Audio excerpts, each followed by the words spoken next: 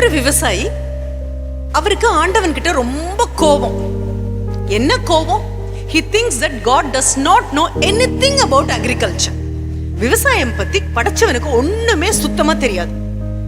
மழை தேவையில்லாத போது பெருமழையா கொட்டும், வெள்ளம் பெருக்கெடுத்து ஓடும். எப்ப வெயில் வேண்டாமோ அப்ப ரொம்ப வெயில் இருக்கும். ஐயோ காத்தடிக்க கூடாதுன்னா காத்தடிக்கும். அப்ப என்ன அது? Every season comes when it should not come. When you don't want rain, there is so much of rain. When you don't want wind, there is huge hurricane. When you don't want sunlight, there is nothing other than sun rays. ரொம்ப வருத்தம் இந்த விவசாயிக்கு. So கடவுளை பார்த்து அவர் சொல்றாரு, உனக்கு விவசாயம் பத்தி எதுவுமே சுத்தமா தெரியல. உனக்கு எப்படியுமே விவசாயத்துக்கு ஒரு அமைச்சர் தேவை. You need somebody to help you. என்கிட்ட அந்த வேலையை கொடு, எப்படி பண்றது நான் பண்ணி காமிக்கிறேன். கடவுளுக்கு ரொம்ப சிரிப்பு வருது. அவருக்கும் இப்படி யாராவது அசிஸ்டன்ட் இருந்தா ரொம்ப நல்லா தான் இருக்கும். அவர் சிரிச்சுட்டே சொல்றாரு, கண்டிப்பா உலகம் முழுசும் கொடுங்க, அடுத்த நிமிஷம் நான் பச்சையா மாத்தி காமிக்கிறேன். ஆனா சொல்றாரு, அப்படி முழுசும் கொடுக்க முடியாது, ஒரு டெஸ்ட் டோஸ் பண்ணணும்.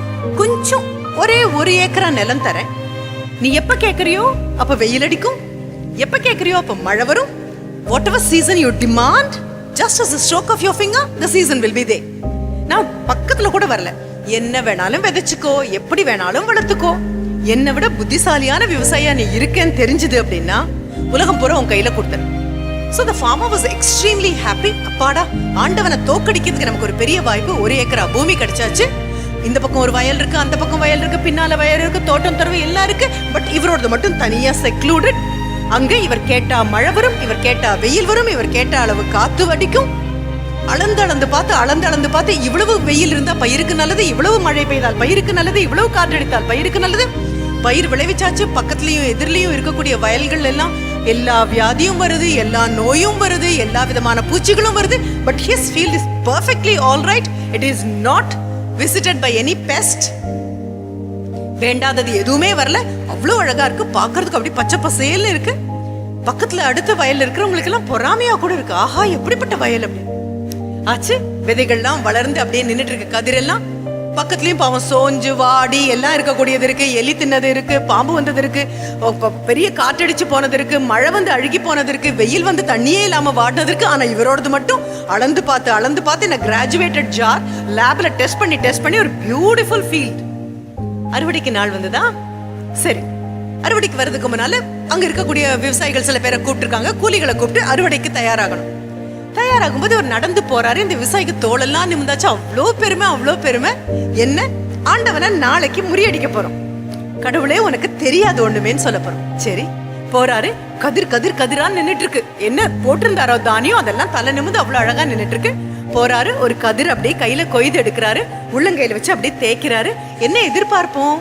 அப்படியே எவ்ரிதிங் வில் பி ரைப்பன்ட் சீடாக இருக்கணும், பால் பிடிச்சு மணிமணியா இருக்கணும். உள்ளங்கையில தேய்க்கிறாரு, தேய்ச்சிட்டு அப்படின்னு ஊதுறாரு.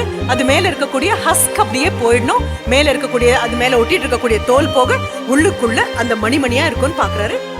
ஊதின அடுத்த நிமிஷம் பார்த்தா எல்லாமே பறந்து போயிடுச்சு. சரி, 1 ஏக்கரால விளைச்சிருக்கோம் அப்படின்னா 1 2 இப்படி இருக்கிறது பெரிய விஷயமே இல்ல. ஒவ்வொன்னா கொய்துட்டே வராரு. 10 ஆச்சு, 15 ஆச்சு, 20 ஆச்சு, 30 ஆச்சு, 35 ஆச்சு.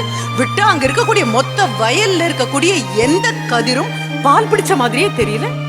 ஆனா பார்த்தா எல்லாம் ஆரோக்கியமா நின்னுட்டு இருக்கு, செழிப்பா நின்னுட்டு இருக்கு, கொழு நின்னுட்டு இருக்கு. கோவம். ஆண்டவன் இங்க வா, இங்க. கடவுள் அடுத்த நிமிஷம் வந்தேன் அப்படின்னு வந்து நின்னுட்டாரு. தெய்வம், என்ன இது? எதுவுமே பால் பிடிக்கவே இல்லை. நாளைக்கு அறுவடைக்கு எல்லாரையும் கூப்பிட்டு இருக்கேன். இது என்ன நியாயம்? நீ என்ன ஏமாத்திட்ட. கடவுள் சொல்றாரு, how can I cheat on you? I never came anywhere near your field. You asked me to stay away and I did stay away. Nagar அப்படின்னா நகர்ந்துட்டேன், நான் வரவே இல்லையே. நீ இப்ப கூப்பிட்ட போதுதான் ஓடி வந்திருக்கேன். நீ மழை கேட்ட போது மழை வந்தது, வெயில் கேட்ட போது வெயில் வந்தது, காற்று கேட்ட போது காற்றுக்கு வந்து என்னெல்லாம் எவ்வளவு வேணுமோ அவ்வளவு எல்லாம் வந்தது. இப்போ எல்லாம் கதிர் பிடிச்சு நிற்கும். ஒவ்வொரு கதிரா கிள்ளி உள்ளங்கையில வச்சு தேய்ச்சி ஊதி பார்க்கும்போது எல்லாம் வெறும் சாவியாக இருக்கு, எதுவுமே பால் பிடிச்ச மணியாக இல்லை. அப்படின்னா என்ன எப்படி குற்றம் சொல்ல முடியும்? நான் ஒரு தப்புமே பண்ணலையே. சரி, அப்ப பக்கத்து வயல்ல பாதி வயல்ல எல்லாம் பாதி இப்படி கிடக்குது. அதுல இருந்து ஒரு கதிரை கொண்டு வந்து தேய்ச்சி இப்படி ஊதி பாக்குறாரு. அத்தனையும் பால் பிடிச்ச மணியாக இருக்கு. பயங்கர கோவம் இந்த விவசாயிக்கு. நீங்க ஏமாத்திட்டீங்க அப்படிங்கும் போது ஆண்டவன் சிரிச்சுட்டே சொல்றாரு, தேவையில்லாத நேரத்துல பெருமழையும், தேவையில்லாத நேரத்துல பெரும்பெயிலும், தேவையில்லாத நேரத்துல பெரும் காற்றும் வரும்பொழுது இந்த பயிர்களுக்கு என்னது ஆகுது தெரியுமா? பாடங்கள் கிடைக்குது. they learn lessons. பெரும் காற்று வரும்போது காற்றோடு அடிச்சிட்டு போகாம வேற இன்னும் ஆழமா ஊத்துறது எப்படி அப்படின்னு அந்த பயிர்கள் படிக்கும். பெருவெள்ளம் வரும்போது தேவையான தண்ணீருக்கு மேல அதிக தண்ணீர் எடுக்காம இருக்கிறது எப்படி பயிர்கள் படிக்கும். கடும் வெயில் வரும்பொழுது பூமிக்கடியில பாஞ்சு பாஞ்சு பாஞ்சு ஒரு சொட்டு தண்ணி கிடைக்குமா, ஒரு சொட்டு தண்ணி கிடைக்குமா, தேடி தேடி எடுக்கிறது என்ன அப்படின்னு படிக்கும்.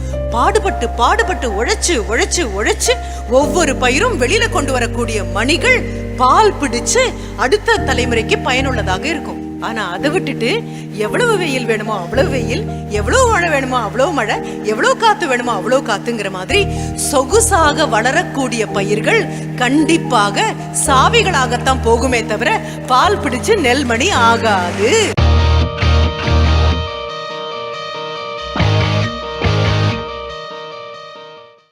தேவையான அளவு வெயில், தேவையான அளவு தண்ணி, அப்படி பார்த்து பார்த்து பார்த்து பார்த்து தாயும் தகப்பனும் ஆசிரியரும் உங்களுக்கு பிரச்சனை வராம கஷ்டப்படாம வளர்த்தாங்க அப்படின்னா கதிரெல்லாம் தலையை தூக்கி நிற்கும். பார்க்கும்போது பச்சை பசேல்னு இருக்கும். ஆஹா எவ்வளவு ஆரோக்கியம் அப்படின்னு சொல்லுவோம். ஆனா விளைச்சல் வந்ததுக்கு அப்புறம் எடுத்து தேய்ச்சு பார்த்தா பால் பிடிச்சிருக்க கூடிய மணிகளாக இருக்கணும் அப்படின்னா இயற்கை உங்களுக்குன்னு கொடுக்கக்கூடிய கஷ்டங்களை ஏற்றுக்கொள்ளக்கூடிய பக்குவம் கண்டிப்பாக வேண்டும். ஏதாவது ஒரு இறைவன் என் கண் முன்னால வந்து இப்படி பார்த்து பார்த்து உன்னை விளைத்து அந்த விவசாயி தோட்டத்துல இருக்கியா, இல்ல இந்த தோட்டத்துக்கு வரியா அப்படின்னா எப்ப வேணாலும் புயல் அடிக்கலாம், எப்ப வேணாலும் பூகம்பம் வரலாம், எப்ப வேணாலும் பெருமழை பெய்யலாம் அப்படிங்கக்கூடிய இடத்துல வேற மண்ணில் பாய்ச்சி விழுந்துடாம சாஞ்சிடாம இன்னும் இரவும் பகலும் ஓடி ஓடி ஓடி உழைக்கக்கூடிய வேர்கள் ஊன்றி இருக்கக்கூடிய இந்த பூச்சி வந்தா அதையும் தாங்கி இருக்கணும், இந்த நோய் வந்தா அதையும் தாங்கி இருக்கணும், அப்படி உறுதி வாய்ந்த பக்கத்து நிலத்துல இருக்கக்கூடிய பால் படித்த மணியாக இருப்பேன் அப்படின்னு சொல்வேனே தவிர பார்த்து பார்த்து பார்த்து பார்த்து பார்த்து பார்த்து ஒரு காக்கா குருவி பக்கத்துல வராம, ஆடு மாடு அண்டாம, நோய் நொடிகள் வராம, இத்தனாவும் சூரம் வேணுமா குடு, இப்ப பால் வேணுமா குடு, இப்ப சோறு வேணுமா குடு அப்படின்னு பார்த்து பார்த்து வளர்த்து யாருக்கும் பிரயோஜனம் இல்லாம சாவியாக போகக்கூடிய பயிராக இருக்க மாட்டேன்னு சொல்வேன். இப்ப முதல் பாடம் மனதுக்குள்ள வாங்குறீங்க. திரும்பி போகும்போது 12th ஸ்டாண்டர்ட்னா எவ்வளவு கஷ்டம் தெரியுமா, 11th ஸ்டாண்டர்ட்னா எவ்வளவு கஷ்டம் தெரியுமா, 10th நீங்க உங்களுக்கு தெரியுமாமா, சும்மா படிங்கிறீங்க அப்படின்னு சொல்றதுக்கு முன்னால ஒண்ணு புரிஞ்சுக்கோங்க. எல்லாரும் பார்த்து பார்த்து கஷ்டம் வராம உங்களை வளர்க்குறாங்க அப்படின்னா நான் சொன்ன அந்த விவசாயி வளர்த்த முட்டாள்தனமான பயிர்கள் மாதிரி ஆயிடும். உறுதியோடும் உரத்தோடும் வீரத்தோடும் நீங்க வளரணும் அப்படின்னா எல்லா விதமான தாக்குதல்களையும் தாங்கக்கூடிய சக்தி இருக்கக்கூடியதுதான். மழை பெஞ்சா முளைக்கக்கூடிய ஒரு சாதாரணமான மஷ்ரூம்ங்கிற நாய்க்குடையா இருக்கணுமா, இல்ல காலத்துக்கும் ஆயிரக்கணக்கான பேருக்கு அடைக்கலம் கொடுக்கக்கூடிய ஆலமரமா இருக்கணுமான்னு நீ முடிவு பண்ண வேண்டியது நீ. பாக்குறதுக்கு ஒரு மஷ்ரூம்னுடைய சீடும் ஒரு ஆலம்பிதியும் ஒரே ஜாடையா தான் இருக்கும். ஆனா ஒண்ணு வந்து வாழக்கூடிய காலங்கள் 4 நாட்களோ 5 நாட்களோ 10 நாட்களோ, இன்னொன்று நிற்கக்கூடியது 1000 வருடங்கள். அப்ப முதல்ல உங்ககிட்ட நான் கேட்கக்கூடிய கேள்வியும் அதற்கான பதிலும் நீ கண்டுபிடிச்சுக்கோ. இப்போ உங்க அப்பா அம்மாவுக்கு அதை நான் அனுப்புறேன். கோவிலுக்கு போறீங்க, கையெடுத்து ஆண்டவங்கிட்ட ஒவ்வொரு நாளும் நீங்க கும்பிடுறது உங்களுக்காக இல்ல. You never ever pray for yourself, you pray only for the betterment of your children. குழந்தைங்க நல்லா இருக்கணும். சரி, அப்ப என்ன பண்றீங்கன்னா இனிமே ஆண்டவங்கிட்ட போய் கேட்கும் போது என்ன கேட்காதீங்க தெரியுமா, ஆண்டவா எனக்கு குழந்தைக்கு கஷ்டமே கொடுக்காத அப்படின்னு கேட்காதீங்க. கேட்டா அந்த முட்டாள்தனமான the stupid farmer who was protecting his plants so much that they never knew what it is to be a plant, அந்த மாதிரி ஆயிடுவீங்க. ஆனா என்ன கேட்கலாம் தெரியுமா, நான் பட்ட கஷ்டம் என் குழந்தை படக்கூடாது, ஆனா என் குழந்தைக்குன்னு வர வேண்டிய கஷ்டங்களை தயவு செஞ்சு தெய்வமே இயற்கையே மறக்காம கொடு. அந்த கஷ்டங்களை எல்லாம் தாண்டும் போதுதான் என் குழந்தை உறுதியான குழந்தையாக வரும் அப்படிங்கறது உங்களுடைய பிரார்த்தனையாக இருக்கணும். நீங்களும் உங்க அப்பா அம்மா கிட்ட போய் உங்க அம்மா எனக்கு கஷ்டமே வரக்கூடாது, என் குழந்தைக்கு கஷ்டமே வரக்கூடாது அப்படின்னா தோளை தட்டி நீங்க கேட்க வேண்டியது. கஷ்டமே வரலன்னா நீங்க இப்படி தாய் தகப்பனா மாறி இருக்க மாட்டீங்க. கஷ்டமே வரல அப்படின்னா இவ்வளவு பெரிய ஒரு கல்வி கூட வந்திருக்காது. கஷ்டமே வரலன்னா பெருந்தலைவர்கள் வந்திருக்க மாட்டாங்க. கஷ்டமே வாழ்க்கையில வரல அப்படின்னா இன்னைக்கு பிறந்து நாளைக்கு இருந்தது கூட தெரியாத ஒரு நபரா மாறிடுவோம். எது மாதிரி? மீன் தொட்டியில வளர்க்கக்கூடிய மீன்கள் மாதிரி. பாத்திருக்கீங்களா மீன் தொட்டியில வளர்க்கிற மீன்களை? You have seen an aquarium where you breed fish in captivity. எல்லாம் அப்படியே ஒரு அழகான மீன் தொட்டி, வண்ண மீன்களா மேலும் கீழும் அழகழகா சுத்திட்டு இருக்கும். ஆனா அது வாழ்க்கையை பத்தி யோசிச்சிருக்கியா? அதனுடைய அப்பா அம்மாவும் கேப்டிவிட்டி அடைக்கப்பட்டு வளர்ந்தவங்க, அதனுடைய அப்பா அம்மாவும் ஆக அது பிறந்ததுல இருந்து இப்படியே ஒரு தொட்டியிலேயே வளர்ந்து வளர்ந்து வளர்ந்து வளர்ந்து வந்தது. இந்த மீன் தொட்டி மீன்கள் மாதிரி இருக்கும்னா பாக்குறதுக்கு ரொம்ப அழகா இருக்கும், வண்ண வண்ணமாக இருக்கும். Whomsoever visits your house will be so happy just to see you. பாக்குறதுக்கே அவ்வளவு அழகா இருப்பாரு, எப்படி போகுது பாரு, எப்படி வருது பாரு அப்படின்னு சொல்ற மாதிரி இருக்கும். இந்த மீன்களுக்கு தாங்க மீன்கள்னு கூட தெரியாது. இந்த மீன்களுக்கு அலைனா என்னன்னே தெரியாது. இந்த மீன்களை பெரிய மீன்கள் துரத்திட்டு வந்து சாப்பிட மாதிரி பயப்படுத்தினது கூட கிடையாது. இந்த மீன்களுக்கு உணவு தேடி போக வேண்டிய அவசியம் கூட கிடையாது. இந்த மீன்களுக்கு ஆக்சிஜன் சப்ளைக்கு பத்தி கவலையே கிடையாது. இந்த மீன்களுக்கு சூறாவளி தெரியாது, சுனாமி தெரியாது, கடல் தெரியாது, ஏன் தான் மீன்கள்ங்கிற விஷயம் கூட தெரியாது. இப்படி வாழ்க்கையில வண்ண மீன்களா இருக்கிறவங்க நிறைய பேர் இருக்காங்க.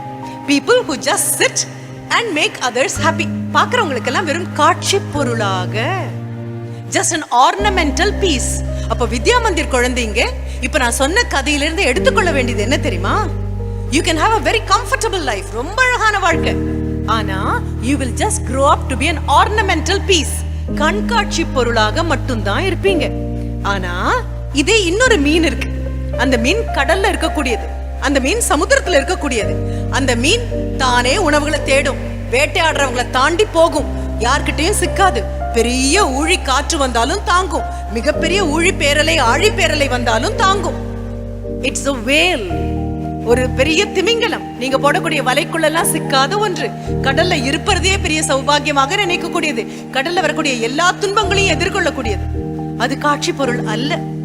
நீங்க இப்ப முடிவு செய்ய வேண்டியது என்னன்னா, பார்த்து பார்த்து பார்த்து பார்த்து பாதுகாத்து பாதுகாத்து துன்பம் வராம, துயரம் வராம, ஏமாற்றம் வராம, துக்கம் வராம, சோகம் வராம, if your parents are going to protect you so much, it's not service, it's disservice. நாளைக்கு இந்த கைகளை அவங்க அகற்றினதுக்கு அப்புறம் வெளியில வாழ்க்கை வேற விதமாக இருக்கும். அப்ப மீன் தொட்டியில இருக்கக்கூடிய அலங்கார மீனாக இருக்கணும்னு ஆசைப்படுறவங்க அப்படி இருக்கலாம்.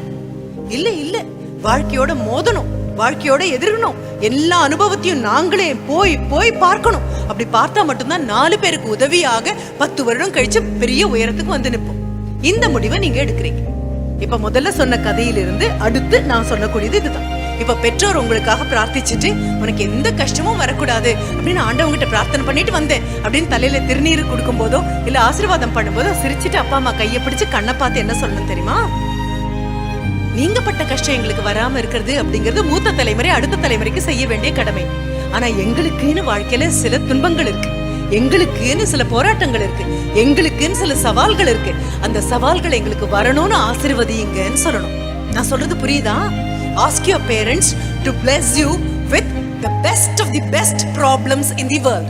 உலகத்திலேயே மிக தலை சிறந்த பிரச்சனை என்ன வந்து அடையணும் அப்படின்னு தயவு செஞ்சு எனக்கு ஆசீர்வாதம் பண்ணுங்க.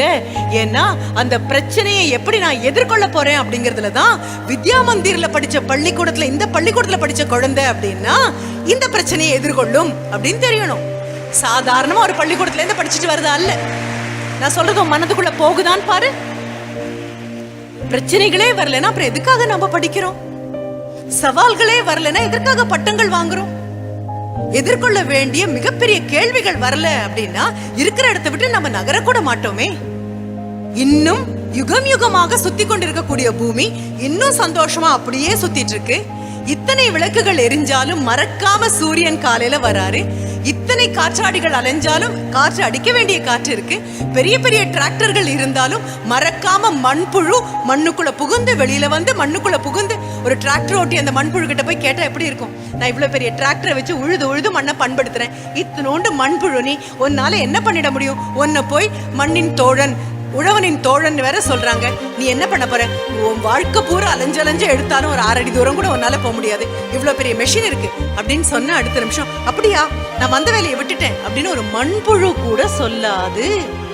கொடுக்கப்பட்ட வேலையை செய்யாமல் திரும்பி போவதற்காக இந்த உலகத்தில் எந்த உயிரும் தயாராக இல்லாத போது கொடுக்கப்பட்ட வேலையாக படிப்பதை விட்டு விலகி போகணும்னு மனசு எப்படி நினைக்கலாம்? நான் கேட்க வரத மனசுக்குள்ள வாங்கிக்கும். ரொம்ப அழகான வயசு உனக்கு, யானை கட்டி இழுத்தாலும் நான் திருப்பி கேட்டா எனக்கு இந்த வயசு வராது. எங்களுக்கு ஆட்களை கூப்பிட்டு உங்ககிட்ட பேச சொன்ன மாதிரி எங்களுக்கு எல்லாம் அப்படி வாய்ப்புகளே கிடையாது. தாங்கி தாங்கி பிடிச்ச தாய் தகப்பன் கிடையாது. ஒரு குடும்பத்துல 5 குழந்தைங்க 6 குழந்தைங்க 7 குழந்தைங்க இருக்கும். அந்த குழந்தைங்க இருக்கக்கூடிய வீட்டுல அப்பாவுக்கு அந்த குழந்தை எந்த வகுப்பு படிக்குதுன்னு கூட தெரியாது. நீ காலையில எழுந்திருச்சியா, சாப்பிட்டியா, உன் டிஃபன் பாக்ஸ்ல கொண்டு போனதை ஒழுங்கா கொண்டு வந்தியா, வாட்டர் பாட்டில விட்டுட்டு போனேன்னா துரத்திட்டு ஓடி வந்து ஸ்கூல் பஸ்ல வாட்டர் பாட்டில கொடுத்துட்டு வர மாதிரி இப்படிப்பட்ட யுவர்ஸ் ஒபீடியன்ட்லிங்கிற தாய் தகப்பனை, நான் சொல்றது புரியுதா? யுவர்ஸ் ஒபீடியன்ட்லின்னு எழுதி இருக்கக்கூடிய தங்களின் கீழ்ப்படிதல் உள்ள அப்படிங்கிற தாய் தகப்பனை உலகத்துல வேற எங்கேயுமே பார்க்க முடியாது. அப்ப இந்த சொகுசு வாழ்க்கை உனக்கு கிடைக்கும் போது உன்னை புரிஞ்சுக்கும், இந்த சொகுசு வாழ்க்கை வெந்நீர் குளியல் போன்றது. சுடுதண்ணியில குளிச்சா உடம்புக்கு ரொம்ப நல்லா இருக்கும், ஆனா குளிச்சுட்டு வரும்போது அப்படின்னு கொட்டாய் விட்டுட்டு வருவீங்க. வெந்நீர் குளியல் எத்தனை அத்தனை உடலுக்கு நல்லது கிடையாது. சரியா? இப்ப அடுத்தது நான் இன்னொரு விஷயம் சொல்றேன். உங்க பள்ளிக்கூடத்துல you have got a beautiful library, right? லைப்ரரிக்கு போகணும், புத்தகங்கள் வாசிக்கணும். என்ன காரணம் தெரியுமா? வீட்டுல ஒரு 4 புத்தகம் ஒன்னா வாங்கி வைக்க கூட நம்மளால முடியாது. நாம வரப்போறோம் அப்படின்னு ஒரு அறை முழுவதும் புத்தகங்களை வாங்கி வச்சிருக்காங்க அப்படின்னா தீண்டாமை மிகப்பெரிய குற்றம். எதை தீண்டாமை கூட தான், புத்தகங்களை தீண்டாமை கூட மிகப்பெரிய குற்றம் தான். அந்த புத்தகங்களை படிக்காம நீங்க போய் நின்னீங்கன்னா பெரிய ஒரு குற்றமாக இருக்கும். சரி, உங்களை மாதிரி ஒரு சின்ன குழந்தை, ஒரு குட்டி பையன், அந்த பையனுடைய பேர் நச்சிகேதஸ். நான் சொன்னதெல்லாம் சரியான்னு போய் வெரிஃபை பண்ணணும். சும்மா யார் வந்து என்ன பேசினாலும் அதை அப்படியே வாங்கி பாக்கெட் குள்ள வச்சுக்க கூடாது. நெருப்புல தூவின விதை மாதிரி வந்தாங்க அந்த மேடம். அவங்க ஒரு கதை சொன்னாங்க. அந்த கதையில எத்தனை உண்மை இருக்கு, அந்த உண்மையில எனக்கு சாதகமா எத்தனை இருக்குன்னு போய் பார்த்தே ஆகணும். நாளைக்கு பள்ளிக்கூடத்துக்கு வரும்பொழுது மறக்காம, அடுத்த ஒர்க்கிங் டே வரும்பொழுது இடைவேளை பேர்ல லைப்ரரிக்கு போறீங்க, லைப்ரரியன் கிட்ட கேக்குறீங்க, அவங்க கத்தோபனிஷத் அப்படிங்கிற ஒரு புத்தகத்துல இருந்து ஒரு கதை சொன்னாங்க. உபனிஷத் அப்படின்னு சொன்னாலே ஒரு ஆசிரியன் சொல்ல அருகில் மாணவன் உட்கார்ந்து கேட்பது. 2 பேருக்கும் கேள்விகளும் பதிலுமா தான் ஞானம் வளரும். அப்ப கதோபனிஷத் அப்படிங்கறதுல ஒரு கதை சொன்னாங்க. அந்த கதையில சாதாரணமா ஒரு குழந்தை பேரு நச்சிகேதஸ், அவருடைய அப்பா தான் அவனுடைய பெரிய ஆசிரியர். அந்த வகுப்புல சிறந்த மாணவன் அவன் தான். அவருடைய அத்தனை குழந்தைகளையும் தலை சிறந்த குழந்தையும் அவன் தான். அதுல அவனுக்கு பெரிய பெருமை உண்டு, பெரிய நம்பிக்கை உண்டு, கர்வம் கிடையாது. அப்பா என்ன சொன்னாலும் சரியாதான் இருக்கும், ஆசிரியர் என்ன சொன்னாலும் சரியாதான் இருக்கும். அவருடைய மிகச்சிறந்த மாணவன், மிகச்சிறந்த குழந்தை இந்த நச்சிகேதஸ். அப்பா என்ன பண்றாரு? அவர் பேர் வஜ்ரவஸ். அப்பா பெரிய ஒரு யாகம் பண்றாரு. யாகம் பண்ணி பொருட்களை எல்லாம் கொடுக்கணும். யாகம் பண்ணி பொருட்களை கொடுக்கும் பொழுது தானம் தர்மம்னு நான் எதை சொல்றோம் தெரியுமா? நமக்கு வேண்டாதது, நம்ம கிட்ட பயன்படாம இருக்கிறது, இதெல்லாம் தூக்கி ஒருத்தருக்கு கொடுத்தா அதுக்கு பேர் தானம் கிடையாது, அதுக்கு பேர் தர்மம் கிடையாது. கொடுத்த உடனே எதை பயன்படுத்த முடியுமோ, எதிரில இருக்கிறவனுக்கு என்ன தேவையோ அதை அறிந்து கொடுக்கறதுக்கு பேர் தான் தானம், அதுக்கு பேர் தான் தர்மம். ஆனா பெரும்பாலும் நம்ம என்ன பண்ணுவோம்? பெருவெள்ளம் வந்துச்சா நம்ம பயன்படுத்தாம வச்சிருக்கக்கூடிய அத்தனை ட்ரெஸ்ஸையும் கொடுத்துட்டு நாங்க அதுக்காக எவ்வளவு பெரிய உதவி பண்ணோம் தெரியுமா அப்படின்னு சொல்லுவோம். இல்ல, அப்படி பாத்தீங்கன்னா நிறைய துணி மூட்டை போய் அங்க சேர்ந்திருக்கும். அவங்களுக்கு தேவைப்படக்கூடியது மருந்தாக இருக்கும், அவர்களுக்கு தேவைப்படியது கால் செருப்பாக இருக்கும், அவர்களுக்கு தேவைப்படியது ஒரு பெட்ஷீட்டாக இருக்கும். அப்ப தேவை என்னன்னு அறிந்து கொடுக்கணும். கொடுக்கிற பொருள் பயன்படுத்துற பொருளா இருக்கணுமே தவிர தூக்கி வீசின பொருளாக இருக்கக்கூடாது, அழுக்கான பொருளாக இருக்கக்கூடாது, கந்தலாக இருக்கக்கூடாது, கேவலமான பொருளாக இருக்கக்கூடாது. அப்பா யாகம் பண்றாரு, யாகத்துல அப்பா தானம் பண்ணணும். வந்திருக்கக்கூடிய அப்பா கொடுக்கக்கூடியது ஆரோக்கியமான மாடுகளும் ஆரோக்கியமான காளைகளையும் கொடுக்கணும், அவங்க பயன்படுத்துற மாதிரி. ஆனா அப்பா என்ன பண்றாரு தெரியுமா? வஜ்ரவஸ் எதை கொடுக்கறாரு அப்படின்னா, ஓட்டிட்டு போறதுக்குள்ளேயே உருண்டு விழுந்து செத்து போயிடுமோ அப்படின்னு பயப்படுற மாதிரி நோஞ்சானா இழைச்சு வயோதிகமான அந்த ஆணிரைகளை கேட்டில கொடுக்கறாரு. The boy is so upset. அவ்வளவு வருத்தம் இந்த குழந்தைக்கு. ஏன் வருத்தம்? அப்பா அப்படின்னு அண்ணாந்து பாக்குறான், ஆசிரியர்னு அண்ணாந்து பாக்குறான். அவ்வளவு உயரத்துல வச்சிருக்கக்கூடிய அப்பா இப்படி ஒரு செயல் செய்யக்கூடாதே. அப்பா should not be giving away things which are useless. அப்பா should be giving away things which could be used immediately by everybody. குழந்தைக்கு அவ்வளவு வருத்தமா இருக்கு. போய் அப்பா கிட்ட நிக்கிறான். அப்பா இப்படி பண்ண மாட்டாரே. சரி, அப்பா தான் பண்றாரு, ஆசிரியரும் அவர் தானே, எனக்கு ஆசிரியரும் பண்ணக்கூடாதுன்னு நினைக்கிறான். ஆனா அப்பா பொருட்படுத்தாம கொடுத்துட்டு இருக்காரு. குழந்தைக்கு ரொம்ப வேதனையா இருக்கு. உட்கார்ந்து இருக்கக்கூடிய ஆசிரியர்களுக்கும் பெற்றோருக்கும் இதோட இந்த கதையில வரக்கூடிய விண்ணப்பம் என்ன தெரியுமா? நம்ம குழந்தைங்க நம்ம பெரிய சாதனை, பெரிய அப்பா, பெரிய அம்மா, உண்மைதான் பேசுவாங்க, நன்மைதான் செய்வாங்க அப்படின்னு நினைச்சிட்டு இருக்கும் போது அந்த குழந்தை கொடுத்த உயரத்துல இருந்து கொஞ்சம் இறங்கினா கூட குழந்தைங்க மனசு துடிச்சு போயிடும். ஆசிரியர் தவறு செய்யும் போதோ, தாய் தகப்பன் தவறு செய்யும் போதோ தாங்க ஓனாத துன்பத்தை குழந்தைங்க அடையும். அது புரிஞ்சுது அப்படின்னாலே நம்ம அந்த உயரத்தை விட்டு இறங்காம இருப்போம். இப்போ நச்சிகேதஸ் அப்பா கிட்ட போய் நிக்கிறான். நின்னு அப்பாவை கூப்பிட்டு he just asked his father, whom are you going to give me to? என்ன யாருக்குப்பா கொடுக்க போறீங்க? என்ன காரணம்? Best of his students, best of his children. குழந்தைங்களையும் நான் தான் பெஸ்ட், ஸ்டூடெண்ட்ஸ்லயும் நான் தான் பெஸ்ட். அப்பாவுக்கு அவன் மறைமுகமாக சொல்றான், அப்பா நீங்க கொடுக்க வேண்டியது நல்ல விஷயத்தை தானே, அல்லாத விஷயத்தை நீங்க இப்படி கொடுக்கலாமா? அப்பாட்ட போய் அப்படி எல்லாரும் முன்னாலையும் கேட்க முடியாது இல்லையா? அதனால அவருக்கு புரியற மாதிரி பக்கத்துல போய் நின்று, என்ன யாருக்கு கொடுக்க போறீங்க, என்ன யாருக்கு கொடுக்க போறீங்க? மூணாவது தடவை கேட்கும்போது அப்பா கோவம் வந்துருச்சு. அப்பா தெரியாம கொடுக்கல, தெரிஞ்சேதான் கொடுத்துருக்காரு. அப்பா கோவம் வந்து அடுத்த நிமிஷம் அப்பா என்ன பண்றாரு தெரியுமா? ஐ am going to give you to death, சாவு கொடுக்க போறேன் உன்னை அப்படின்னு சொல்லிடுறாரு. அவ்வளவுதான். அதுவும் ஒரு யாக பூமியில அப்பா சொன்ன வார்த்தைக்கு எதிர் வார்த்தையே கிடையாது. குழந்தை இறங்கி போயாச்சு. இறங்கி நேர he visits the house of death. யமனுடைய வீட்டுக்கு போய் நிக்கிறான். யமன் அங்க இல்ல. என்ன டெத்தை பத்தி பெரிய விஷயம் தெரியுமா? Death is absolutely impartial. It's very democratic. ஏழையும் கிடையாது, பணக்காரனும் கிடையாது, வயதானவனும் கிடையாது, இளையதும் கிடையாது. அடிக்கிற வாழ்க்கை காத்துல பிஞ்சும் விழும், காயும் விழும், கனியும் விழும், சருகும் விழும், மரமே மொத்தமா விழுந்தாலும் உண்டு. எந்த விதமான கவலையும் கிடையாது. இந்த குழந்தை போய் நிக்கிறான். Death is not there.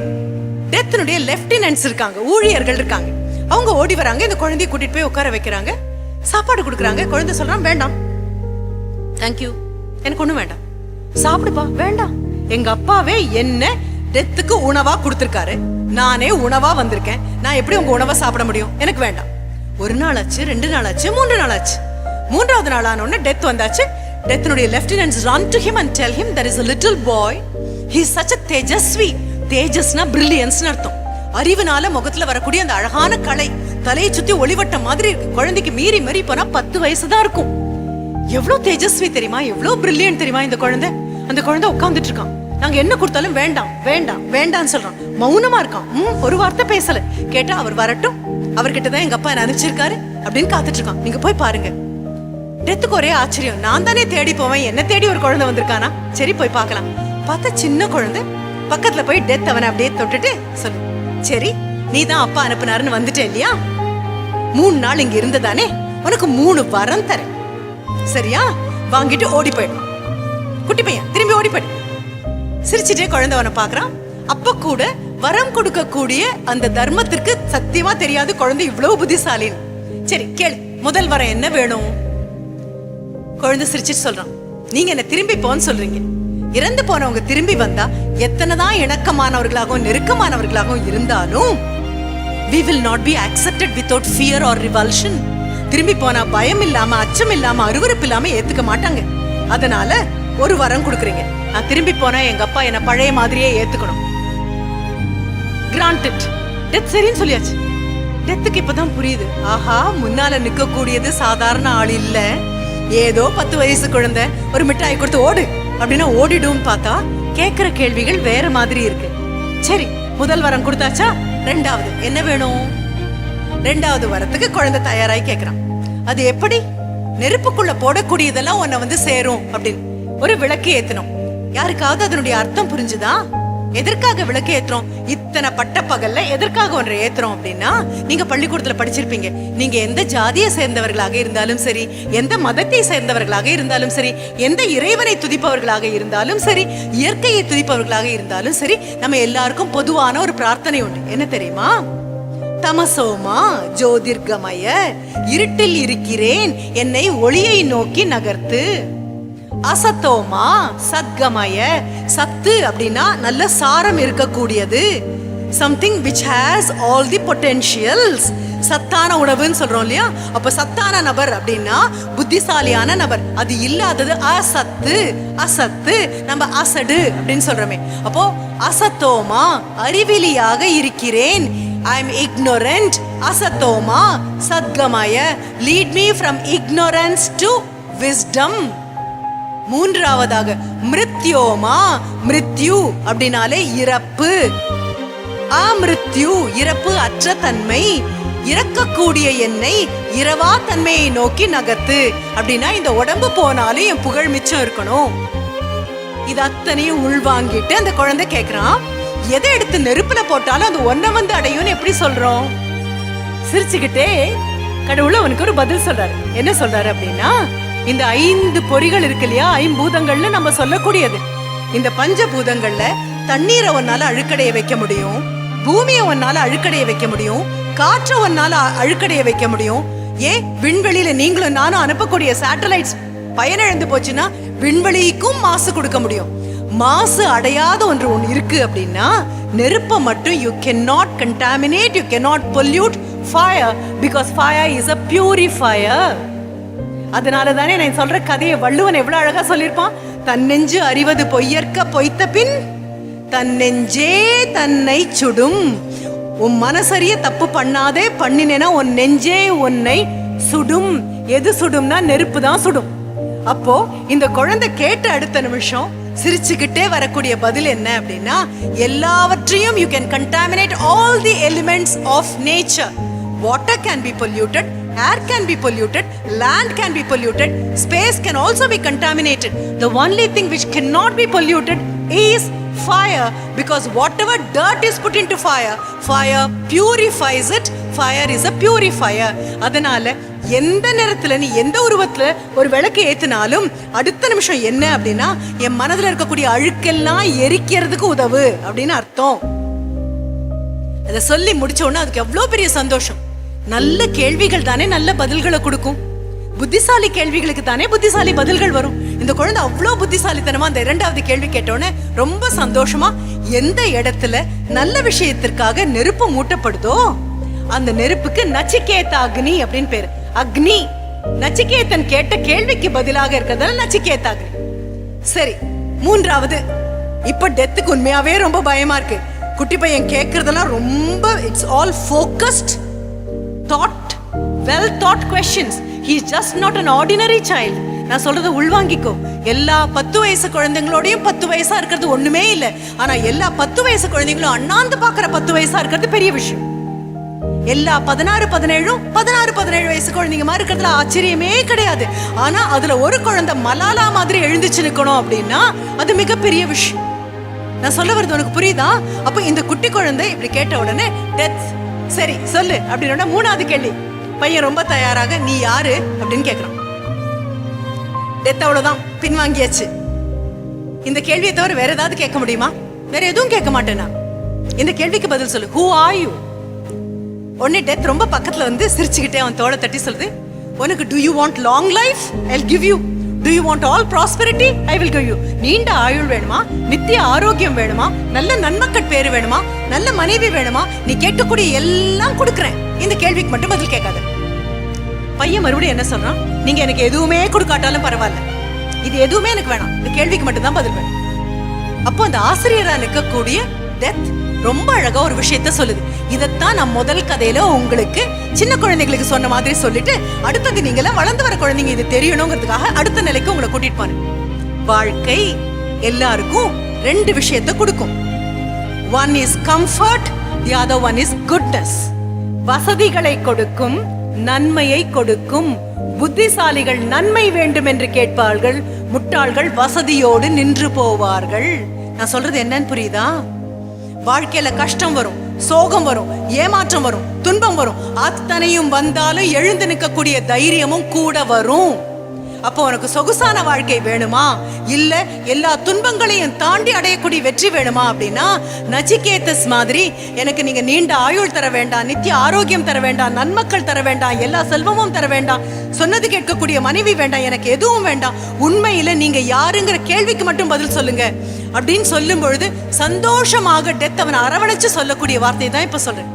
மூன்றாவது கேள்விக்கு டெத் என்ன பதில் சொல்லிச்சு அப்படின்னு நீங்க பள்ளிக்கூடத்துக்கு போனீங்க அப்படின்னா, அந்த கதோபனிஷத்தை எடுத்து பார்த்தீங்கன்னா, மூன்றாவது கேள்விக்கு என்ன பதிலாக வருகிறதோ அதுதான் பகவத்கீதையின் சாரமாக. பகவத்கீதை கூட அதுக்கு இன்னொரு பெயர் உண்டு தெரியுமா? பகவத்கீதைக்கு கீதோபனிஷத். கிருஷ்ணன் என்னக்கூடிய அந்த ஆசிரியன் அர்ஜுனன் என்னும் மாணவனுக்கு சொல்லிக் கொடுத்த பாடம். நீ திரும்பி போய் மூன்றாவது கேள்வி என்னன்னு பாரு. உனக்கு நான் சொல்ல வேண்டியது, ஆசிரியராக இருந்த அந்த டெத்துக்கு அவ்வளோ பெரிய சந்தோஷம். உலகத்தில் உள்ள எல்லாருக்கும் நான் கொடுக்கிறேன், வாழ்க்கையினுடைய வசதிகளை கொடுக்கிறேன், வாழ்க்கையுடைய நன்மைகளை கொடுக்கிறேன். பெரும்பாலானவர்கள் வசதிகளை எடுத்துக்கொள்கிறார்கள். எது மாதிரி? ரொம்ப வெயிலா இருக்கும் போது ஃப்ரிட்ஜை திறந்து அப்படியே அந்த கூல் வாட்டர் எடுத்து குடிக்கிற மாதிரி, ரொம்ப குளிரா இருக்கும் போது ஸ்டீமிங் ஹாட்டா ஒரு டம்ளர் காஃபி குடிக்கிற மாதிரி. ஆனா இயற்கை கிட்ட கேட்டு பாருங்க, வெளியில என்ன சீதோஷ்ண நிலையோ அந்த சீதோஷ்ண நிலையத்தான் உயிரினங்கள் எல்லாமே வச்சிட்டு இருக்கும். மனிதன் மட்டும்தான் மாற்றி மாற்றி மாற்றி பார்க்கக்கூடியது. எறும்பு எறும்பனுடைய வாழ்க்கையை வாழும், ஈ ஈயினுடைய வாழ்க்கையை வாழும், புலி புலியுடைய வாழ்க்கையை வாழும். மனிதன் மட்டும்தான், அதுவும் 21ஆம் நூற்றாண்டுல இருக்கக்கூடிய நம்மள மாதிரி இதுவரைக்கும் மனித இனத்தில் தோன்றிய எந்த மனிதர்களும் இவ்வளவு வசதி என்னும் போதைக்கு அடிமையான ஆட்கள் கிடையாது. 21st centuryல மட்டும்தான் we have become such slaves of comfort. We have become slaves of comfort and a slave cannot have independent thought. நான் சொல்ல வரது புரியுதா? இப்ப நச்சிகேதஸ் மாதிரி எல்லா கஷ்டங்களும் எங்களுக்கு வரட்டும், எல்லா பிரச்சனைகளும் எங்களுக்கு வரட்டும், அதை தாண்டி நிக்கிறதுல தான் எங்களுடைய உண்மையான திறமை இருக்கு அப்படின்னு சொன்னா மட்டும்தான் வித்யா மந்திரனுடைய குழந்தைங்கன்னு அர்த்தம். இல்லைன்னா மிக சாதாரணமான ரெடிமேட் ஸ்டூடெண்ட்ஸ்னு அர்த்தம். You should not be readymade ஸ்டூடெண்ட்ஸ்னா நச்சிகேதஸ் கேட்ட மாதிரி எனக்கு வசதியை கொடுங்க, எனக்கு நன்மையை கொடுங்க, எத்தனை கஷ்டமா இருந்தாலும் நன்மையில தான் கையை வைப்பேனே தவிர வசதிகள்ல கை வைக்க மாட்டேன் அப்படின்னு புரிஞ்சுதுன்னா நடுராத்திரி எழுந்திருச்சு படிச்சாலும் வெளிகாத்தல எழுந்து படிச்சாலும் கவலையே பட மாட்டேங்க. என்னுடைய ஒரு நல்ல நண்பராக இருக்கக்கூடிய ஒருத்தரை பத்தி நான் உங்ககிட்ட சொல்றேன். அவரை பத்தி நீங்க தேடி போனீங்கன்னா உங்களுக்கு கண்டிப்பாக கிடைக்கும். He is called the Idli King, Youth Icon of India அப்படின்னு அவர் பரிசு வாங்கியிருக்க கூடிய ஒரு நபர். சரத் பாபு அப்படின்னு பேர். போய் கீயின் பண்ணி கண்டுபிடி. வந்த நபர் சொன்னது மிக ஏழ்மையான குடும்பத்துல பிறந்தவர். மிக மிக ஏழ்மையான குடும்பம். அம்மா சத்துணவு மையத்துல இருக்காங்க, அப்பா சம்பாதிக்கவே போகல, கூட சகோதரிகள்லாம் இருக்காங்க. பள்ளிக்கூடத்துக்கு போனா எல்லா குழந்தைகளும் கிண்டல் பண்ற, கேலி பண்ற, திரும்பி கூட பார்க்காத ஒரு மாணவனாக இருக்கக்கூடிய ஒரு நபர். மற்ற குழந்தைகள்லாம் படகு மாதிரி பெரிய கார்ல வரும், சொகுசான வாழ்க்கை வாழக்கூடியவங்க. இவருடைய ஆடை ஆகட்டும், அணிகலன் ஆகட்டும், அவர் வரது ஒண்ணுமே, அம்மா கல்ல இட்லி பண்ணுவாங்க, அந்த இட்லியை கொண்டு போய் எல்லார் வீட்லயும் போட்டுட்டு அதுல உதிர்ந்து போன அந்த பொடியை சாப்பிட்டுட்டு பள்ளிக்கூடத்துக்கு வரக்கூடிய ஆள். அம்மா முதல் நாள் ராத்திரியே ஏதோ ஒண்ணு வச்சிருப்பாங்க. டிஃபன் பாக்ஸ அடுத்த நாள் மத்தியானம் திறக்கும் போது மூக்கு கிட்ட வச்சு மெதுவா திறக்கக்கூடிய பையன். மெதுவா அதை மூக்கு கிட்ட வச்சு திறக்கும் போது அது ஊசி போயிருந்தா அப்படியே டிஃபன் பாக்ஸ மூடி வச்சுட்டு எனக்கு பசிக்கவே இல்லை, எனக்கு சாப்பாடு வேணாம் அப்படின்னு சொல்லிட்டு ஓடிடுவாரு. திறக்கும் போது இல்ல ஊசி போகல, இன்னும் நல்லா இருக்குன்னா அவசர அவசரமா எடுத்து சாப்பிட்டுருவார். ஊருக்குள்ள ஒரு வீட்டுல ஒவ்வொரு பௌர்ணமிக்கும் சாப்பாடு கொடுப்பாங்க, எல்லாருக்கும் அன்னதானம் போடுவார். ஓடி போய் உட்காந்துக்குவார் அந்த அன்னதானம். அவருக்கு தினமும் பௌர்ணமியா இருந்தா எவ்வளவு நல்லா இருக்கும் அப்படின்னு தோணும். ஏன்னா சாப்பாடே கிடைக்காது வீட்டுல. அப்ப சாப்பாடு பரிமாறும் போது நிறைய காய் வச்சு நிறைய பருப்பெல்லாம் சேர்த்து சாம்பார் ஒண்ணு ஊத்துவாங்க. பார்க்கும்போது இவருக்கு ஆச்சரியமா இருக்கும். ஓஹோ, இதுக்கு பேர் தான் சாம்பாரா? வீட்டுல அம்மா ஒண்ணு பண்றாங்க, காரம் தான் இருக்கு, புளி தான் இருக்கு, தண்ணியா இருக்கும், அதுல காயும் இருக்காது, பருப்பும் இருக்காது. ஓஹோ, இதுதானா அப்படின்னு அவர் யோசிச்சது கூட உண்டு. 5ஆம் வகுப்பு படிக்கும் பொழுது அந்த குழந்தை அடிக்கடி பாக்குறாரு. பார்க்கும் போதெல்லாம் அங்க இருக்கக்கூடிய பானையில இருக்கக்கூடிய தண்ணீரை அம்மா மோந்து மோந்து குடிச்சிட்டே இருக்காங்க. அப்ப இவர் நினைக்கிறார், எனக்கு சாப்பாடு ரொம்ப பிடிக்கும், எங்க அம்மாக்கு தண்ணி ரொம்ப பிடிக்கும் போல இருக்கு. எப்ப பாரு எங்க அம்மா தண்ணி குடிச்சிட்டே இருக்காங்க. So if I grow big, I should see to that my mother gets plenty of water. அம்மாக்கு நிறைய குடிக்க தண்ணி இருக்கிறதுக்கான ஏற்பாடு பண்ணணும். நான் பெரியவனானா அதான் பண்ணேன். இந்த குழந்தைக்கு புரியவே இல்லை. இருக்கிறதெல்லாம் கொடுத்துட்டு அம்மாக்கு பசிக்கும் போது தண்ணியை குடிச்சு தன்னுடைய வயித்தை நிறைச்சுக்கிறாங்கன்னு அதுக்கு தெரியாது. 5ஆம் வகுப்பு போற வரைக்கும் யாரும் அவரை கண்டுகிட்டது கூட கிடையாது, திரும்பி கூட பார்த்தது கிடையாது. ஆனா 5th ஸ்டாண்டர்ட்ல he gets a first mark in his history and geography subject. ஆசிரியர் கையில பேப்பர் எடுத்துட்டு கேக்குறாரு, யாருப்பா சரத் பாபு, நல்லா எழுதிருக்கு அப்படின்னு சொன்ன அடுத்த நிமிஷம் everybody turns and looks at him for the first time. அப்போ சரத்துக்கு என்ன புரியுது தெரியுமா? ஓஹோ, படிச்சு நல்ல மார்க் வாங்கினா எல்லாரும் பாப்பாங்களா? பணம் வேண்டாமா, பகட்டு வேண்டாமா, ஆடம்பரம் வேண்டாமா, செல்வ செழிப்புற ஒரு குழந்தையா இருக்க வேண்டாமா, நல்லா படிச்சாலே எல்லாரும் என்ன பாத்துருவாங்களா? ஒரு சப்ஜெக்ட்ல படிச்சாலே எல்லாரும் திரும்பி பாக்குறாங்கன்னா அத்தனை சப்ஜெக்ட்லயும் நான் படிச்சானே எப்படி இருக்கும்? அதுக்கப்புறம் he never turned behind at all. He was the top scorer of all these subjects. பல நேரங்கள்ல பள்ளிக்கூடத்துக்கு பணம் கட்ட முடியாம வகுப்பை விட்டு வெளியில் நிறுத்திடுவாங்க. வெளியில் நிற்கும்போது சரத் என்ன நினைப்பா தெரியுமா? வகுப்புக்குள்ள உட்காந்து கேட்டு கேட்டு ஃபர்ஸ்ட் மார்க் வாங்குறதுல ஒண்ணுமே இல்ல, வெளியில நின்னாலும் மிஸ் சொல்றது காதுல கேட்காட்டாலும் ஃபர்ஸ்ட் மார்க் வாங்குறதுல தான் பெரிய விஷயம். சரி, படிக்கும்போது ரொம்ப அவர் அப்பெல்லாம் ரொம்ப ரொம்ப நினைச்சுக்கிறது உண்டு, ஐயோ எப்படி இருக்கணும்.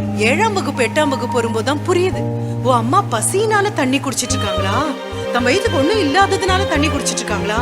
எல்லா குழந்தைங்களும் படிக்காம கவனச்சிதறல் வரும் பொழுது சரத் சொல்றாரு, எனக்கு கவனச்சிதறலே வராது. ஏன் தெரியுமா?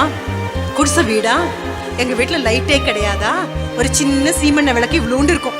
அம்மா சமைக்கணும்னாலும் அதுதான், அப்பா ஏதாவது பண்ணோம்னாலும் அதுதான், அக்கா துணி மடிச்சு வைக்கணும்னாலும் அதுதான், நான் படிக்கணும்னாலும் அதுதான். அந்த ஒத்த விளக்குல இவ்வளோண்டு தான் இருக்குமா வெளிச்சம்.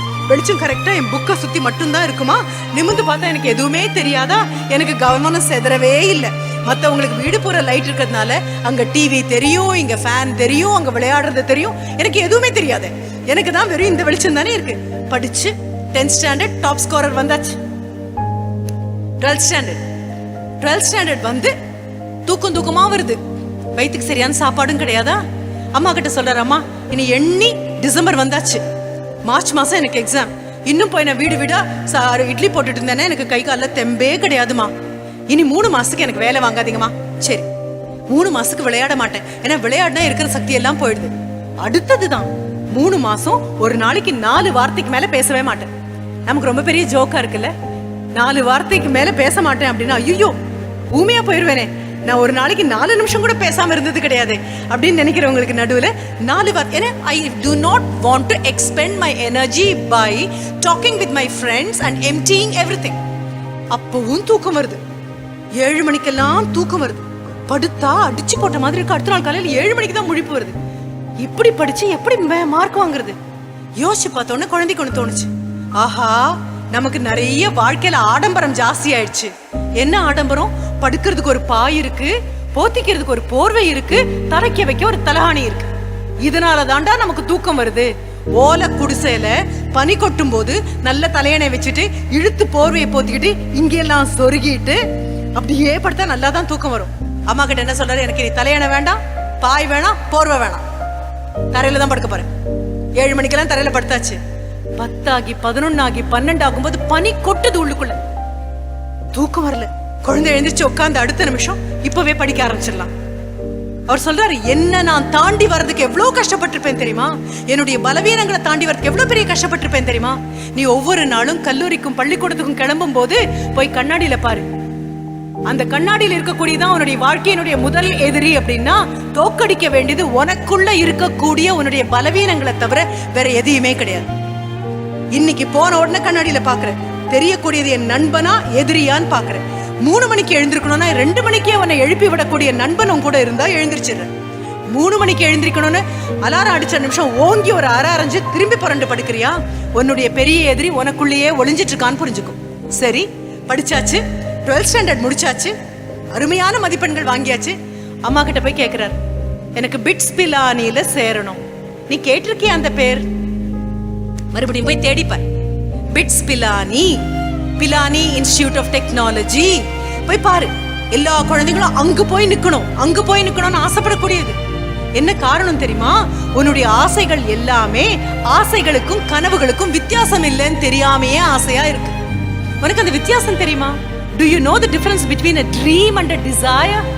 டாக்டர் ஏபிஜே அப்துல் கலாம் என்ன சொன்னாரு? ஆசைப்படுங்கள் அப்படின்னாரா? சொல்லிருக்கலாமே. அப்படின்னா சொன்னது என்ன?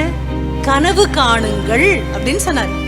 சரி, பாரதியார கேட்டா ஆசைகள் கைவசப்படணும்னு சொன்னாரு, கனவு மெய்ப்பட வேண்டும் அப்படின்னாரு. கனவுகள் வேறு, ஆசைகள் வேறு. பலவீனமான குழந்தைங்க படக்கூடியது வெறும் ஆசைதான். 1200க்கு 1199 வாங்குவேன் அப்படிங்கிறது உன்னுடைய ஆசையாக இருந்தால் ஆசையாக மட்டும்தான் இருக்கும். என்ன காரணம் தெரியுமா? ஆசைகளுக்கு அஸ்திவாரம் கிடையாது. Your desire does not have a foundation, but your dreams have got action plan. நான் சொல்ற வித்தியாசம் புரியுதா? டாக்டர் ஏபிஜே அப்துல் கலாம் ஏன் கனவு காணுங்கள்னு சொன்னாரு? ஒவ்வொரு கனவுக்கும் பின்னால ஒரு செயல் திட்டம்னு ஒண்ணு இருக்கும். ஒவ்வொரு நாளும் என் கனவை நோக்கி இவ்வளவு தூரம் போறேன், 1099 மார்க் வாங்கணும்னு முடிவு பண்ணேன்னா ஒவ்வொரு நாளும் அதை நெருங்குறியான்னு பாரு, இல்ல சும்மா ஆசைப்பட்டுட்டு உட்கார்ந்துருக்கியான்னு பாரு. அத்தனை குழந்தையும் ஆசைப்படும், 1 or 2 குழந்தைங்க மட்டும்தான் அந்த ஆசைகளை கனவுகளா மாத்தும். நான் சொல்லக்கூடிய இந்த சரத் பாபு பிட்ஸ் பிலானி போனோம் அப்படின்னு அம்மாட்ட கேட்கும்போது அம்மா சொல்றாங்க, நம்ம கிட்ட காசு இல்லை அம்மா, என்ட்ரன்ஸ் எக்ஸாம் மட்டும் நான் எழுதுறேம்மா, என்ட்ரன்ஸ் கிளியர் பண்ணிட்டேன் அப்படின்னா அதை நம்பி எனக்கு கடன் கொடுக்க ஆட்கள் இருப்பாங்க. பிட்ஸ் பிலானியுடைய என்ட்ரன்ஸை கிளியர் பண்ண குழந்தை அப்படின்னா தாராளமாக கடன் கொடுக்க ஆட்கள் இருப்பாங்க. ஏன்னா அந்த குழந்தை கண்டிப்பாக மேலே வரும்னு அர்த்தம். அம்மா அனுப்பியாச்சு, கடனை அங்கேயும் இங்கேயும் வாங்கி பிட்ஸ் பிலானியில என்ட்ரன்ஸ் கிளியர் பண்ணியாச்சு. Gets into it. அங்க உள்ள போனதுக்கு அப்புறம் பார்த்தா everybody is talking in English. இவருக்கு ரொம்ப பயமா இருக்கு. I know only Tamil. I do not know English at all. How am I going to converse? How am I going to communicate? How am I going to talk with everybody? தாழ்வு மனப்பான்மையில குறுகி உள்ள போயிடுவோமோன்னு தோணுது. தனியா தன்னுடைய விடுதி அறையில உட்கார்ந்து அழுகழுகியா வருது. Everybody is so good at English. Why am I not good in English? அப்போ மனசு தம் மனசு கிட்ட சொல்றாரு, நல்ல காலம், உனக்கு பேசவாத சக்தி இருக்கு. ஊமையா பிறந்திருந்தேன்னா அந்த ஒரு மொழி கூட உனக்கு கிடைச்சிருக்காது. நல்ல காலம், உன் கையில தமிழ் இருக்கு, இவ்வளோ பெரிய தமிழே உன்னால முடியும் அப்படின்னா 26 எழுத்துள்ள ஆங்கிலம் ஒரு பிரச்சனையும் இல்லை. இன்னைக்கு தொடங்கினேன்னா பள்ளிக்கூடத்தை கல்லூரியை விட்டு வெளியில வரதுக்குள்ள you will be extremely fluent in English. முடிவு பண்ணியாச்சு. என்ன காரணம் தெரியுமா? மாற்றம் அப்படிங்கிற கதவுக்கு மட்டும் உள்ளதான் இருக்கு தாப்பாள். எத்தனை பேர் வந்தாலும், எத்தனை நேரம் பேசினாலும், எத்தனை கதவை தட்டினாலும் மாறணும்னு அவங்களா நினைக்கலன்னா கதவை திறக்க முடியாது. He was so happy that before he could finish the 4 years of his engineering in BITS Pilani, he mastered English. சரி, அடுத்தது எங்க போறாரு? IIMல he does his managerial sciences, MBA in IIM. அங்க போனா எல்லாரும் ரொம்ப பணக்கார குழந்தைங்க, இன்னும் குடிசை வீடுதான், இன்னும் சாதாரணமான அம்மா தான். கடவுளே, தாழ்வு மனப்பான்மை கீழே பிடிச்சு தள்ள தள்ள தள்ள தன்னந்தனியா அப்படியே வந்து விடுதலை உட்கார்ந்துருக்காரு. இன்னும் என்னுடைய நிலைமை இப்படியே தான் இருக்கு, எந்த மாற்றமும் இல்லை, நான் தான் மேல வளரணும், நான் தான் கொண்டு வரணும். அப்பவும் தன் மனசுகிட்ட என்ன சொல்றாரு தெரியுமா? தரையில இருந்து பார்த்தா தானே குடிசைக்கும் பங்களாக்கும் வித்தியாசம் தெரியும். மேல போற ஏரோப்ளேன்ல பார்த்தா குடிசையும் பங்களாவும் ஒரே உயரமா தான் இருக்கும். மேலேந்து வாழ்க்கையை பாரு, பாரபட்சம் இல்லாம இருக்கும். அவர் பேச பேச எங்க இதே மாதிரி எல்லாரும் உட்கார்ந்து இருக்கக்கூடிய மேடையில ஒரு 40 வயதை தாண்டின அந்த நபர், இளைஞராக நிற்கக்கூடிய நபர் பேச பேச நாங்க எல்லாம் அண்ணாந்து அப்படியே பார்த்துட்டு இருந்தோம். எனக்கு எவ்வளவு பெரிய சந்தோஷம் ஏன் வந்தது தெரியுமா? வாழ்க்கையில துன்பங்கள் வேணும், துயரங்கள் வேணும், கஷ்டங்கள் வேணும், பிரச்சனைகள் வேணும், தாண்டி வரவனுக்கு தான் முதுகெலும்பு இருக்கே தவிர தளர்ந்து குழைஞ்சு உட்காரக்கூடியவங்களுக்கு கிடையாது. இந்த விஷயத்துல இருந்து நீ அடுத்த மெசேஜை எடுத்துக்கோ. நீ யாருன்னு அடையாளம் பார். இன்னைக்கு என்ன பார்த்துட்டு போனதுக்கு அப்புறம் 14th February 2019 நீயும் நானும் சந்திச்சது சத்தியமாக இருந்ததுன்னா, என்ன பார்த்துட்டு போனதுக்கு அப்புறம் இன்றைக்கு மாலை உன் தாய் தகப்பன் கிட்ட நீ சொல்ற, I am not worried about anything. என்ன அந்த மேடம் சொன்னாங்க, ஒன்ன மாதிரி இந்த பூமியில இந்த நிமிஷம் ஒரு நபர் தான் இருக்காங்க, அது நீ தான். ஒன்ன மாதிரி ஒரு க்ளோன் பண்ணினா கூட it's your clone and not you. உன் கையில ஓடுறது ரேகை இல்லை. எதிர்காலத்துல எத்தனை பேர் தலையெழுத்து நீ மாத்தி எழுத போறேன்னு ஆண்டவன் போட்டிருக்கக்கூடிய வரைபடம்னு பாத்துக்கோ. It's a map to tell you how many people are going to benefit because of you. இதே ஊர்ல, இதே திண்டுக்கல்ல 10 வருஷம் கழிச்சு இந்த வட்டத்துக்குள்ள இருந்து எத்தனை தொழிலதிபர்கள் வரப்போறாங்க, எத்தனை பெரிய விஞ்ஞானிகள் வரப்போறாங்க, எத்தனை பெரிய கலெக்டர்கள் வரங்க போறாங்க, எத்தனை பெரிய அரசியல்வாதிகள் வரப்போறாங்க, அத்தனை இந்த நிமிஷம் முடிவாகுது. You decide it now. இன்னும் ஒரு கதையோட முடிச்சிட்டு உனக்கு நான் கேள்வி கேட்கிற அவகாசம் கொடுக்குறேன். ஒன்ன மாதிரியே ஒரு குழந்தை தான் அப்பா கிட்ட போய் நின்று, அப்பா what's the value of life, what's the value of life கேட்டுட்டே இருக்கான். அப்பா சிரிச்சுட்டே போறாரு, பிடிச்சு எழுத்து கேட்கறான், அப்பா what's the value of life, என்ன பார்த்தோம் வாழ்க்கைக்கு என்னப்பா வேல்யூ? நீ யோசிச்சு பாரு. ஆகாயத்துல இருந்து மழை கொட்டுது, விழக்கூடிய அந்த துளி எங்க விழுதோ அதை பொறுத்து இருக்கு அதனுடைய விதி. சாக்கடையில விழுந்தா சாக்கடையில போகும், பாறையில விழுந்தா அப்படியே காஞ்சு காணாம போகும், வரப்புல விழுந்தா வரப்புல மண்ணோட இதாயிடும், வயல்ல விழுந்தா அங்க இருக்கக்கூடிய செடிக்கு கொஞ்சம் உரமாக மாறும். ஒரு வாய் திறந்திருக்கக்கூடிய சிப்பியில விழுந்தது அப்படின்னா குறிப்பிட்ட காலத்துக்கு அப்புறம் அது முத்தாக மாறப்போகுது. ஆக ஆகாயத்துல இருக்கக்கூடிய மேகத்துக்கு எந்த கண்ட்ரோலும் கிடையாது, எல்லா இடத்துலயும் மழை பெய்யும். யார் மாதிரி? உங்க டீச்சர் மாதிரி.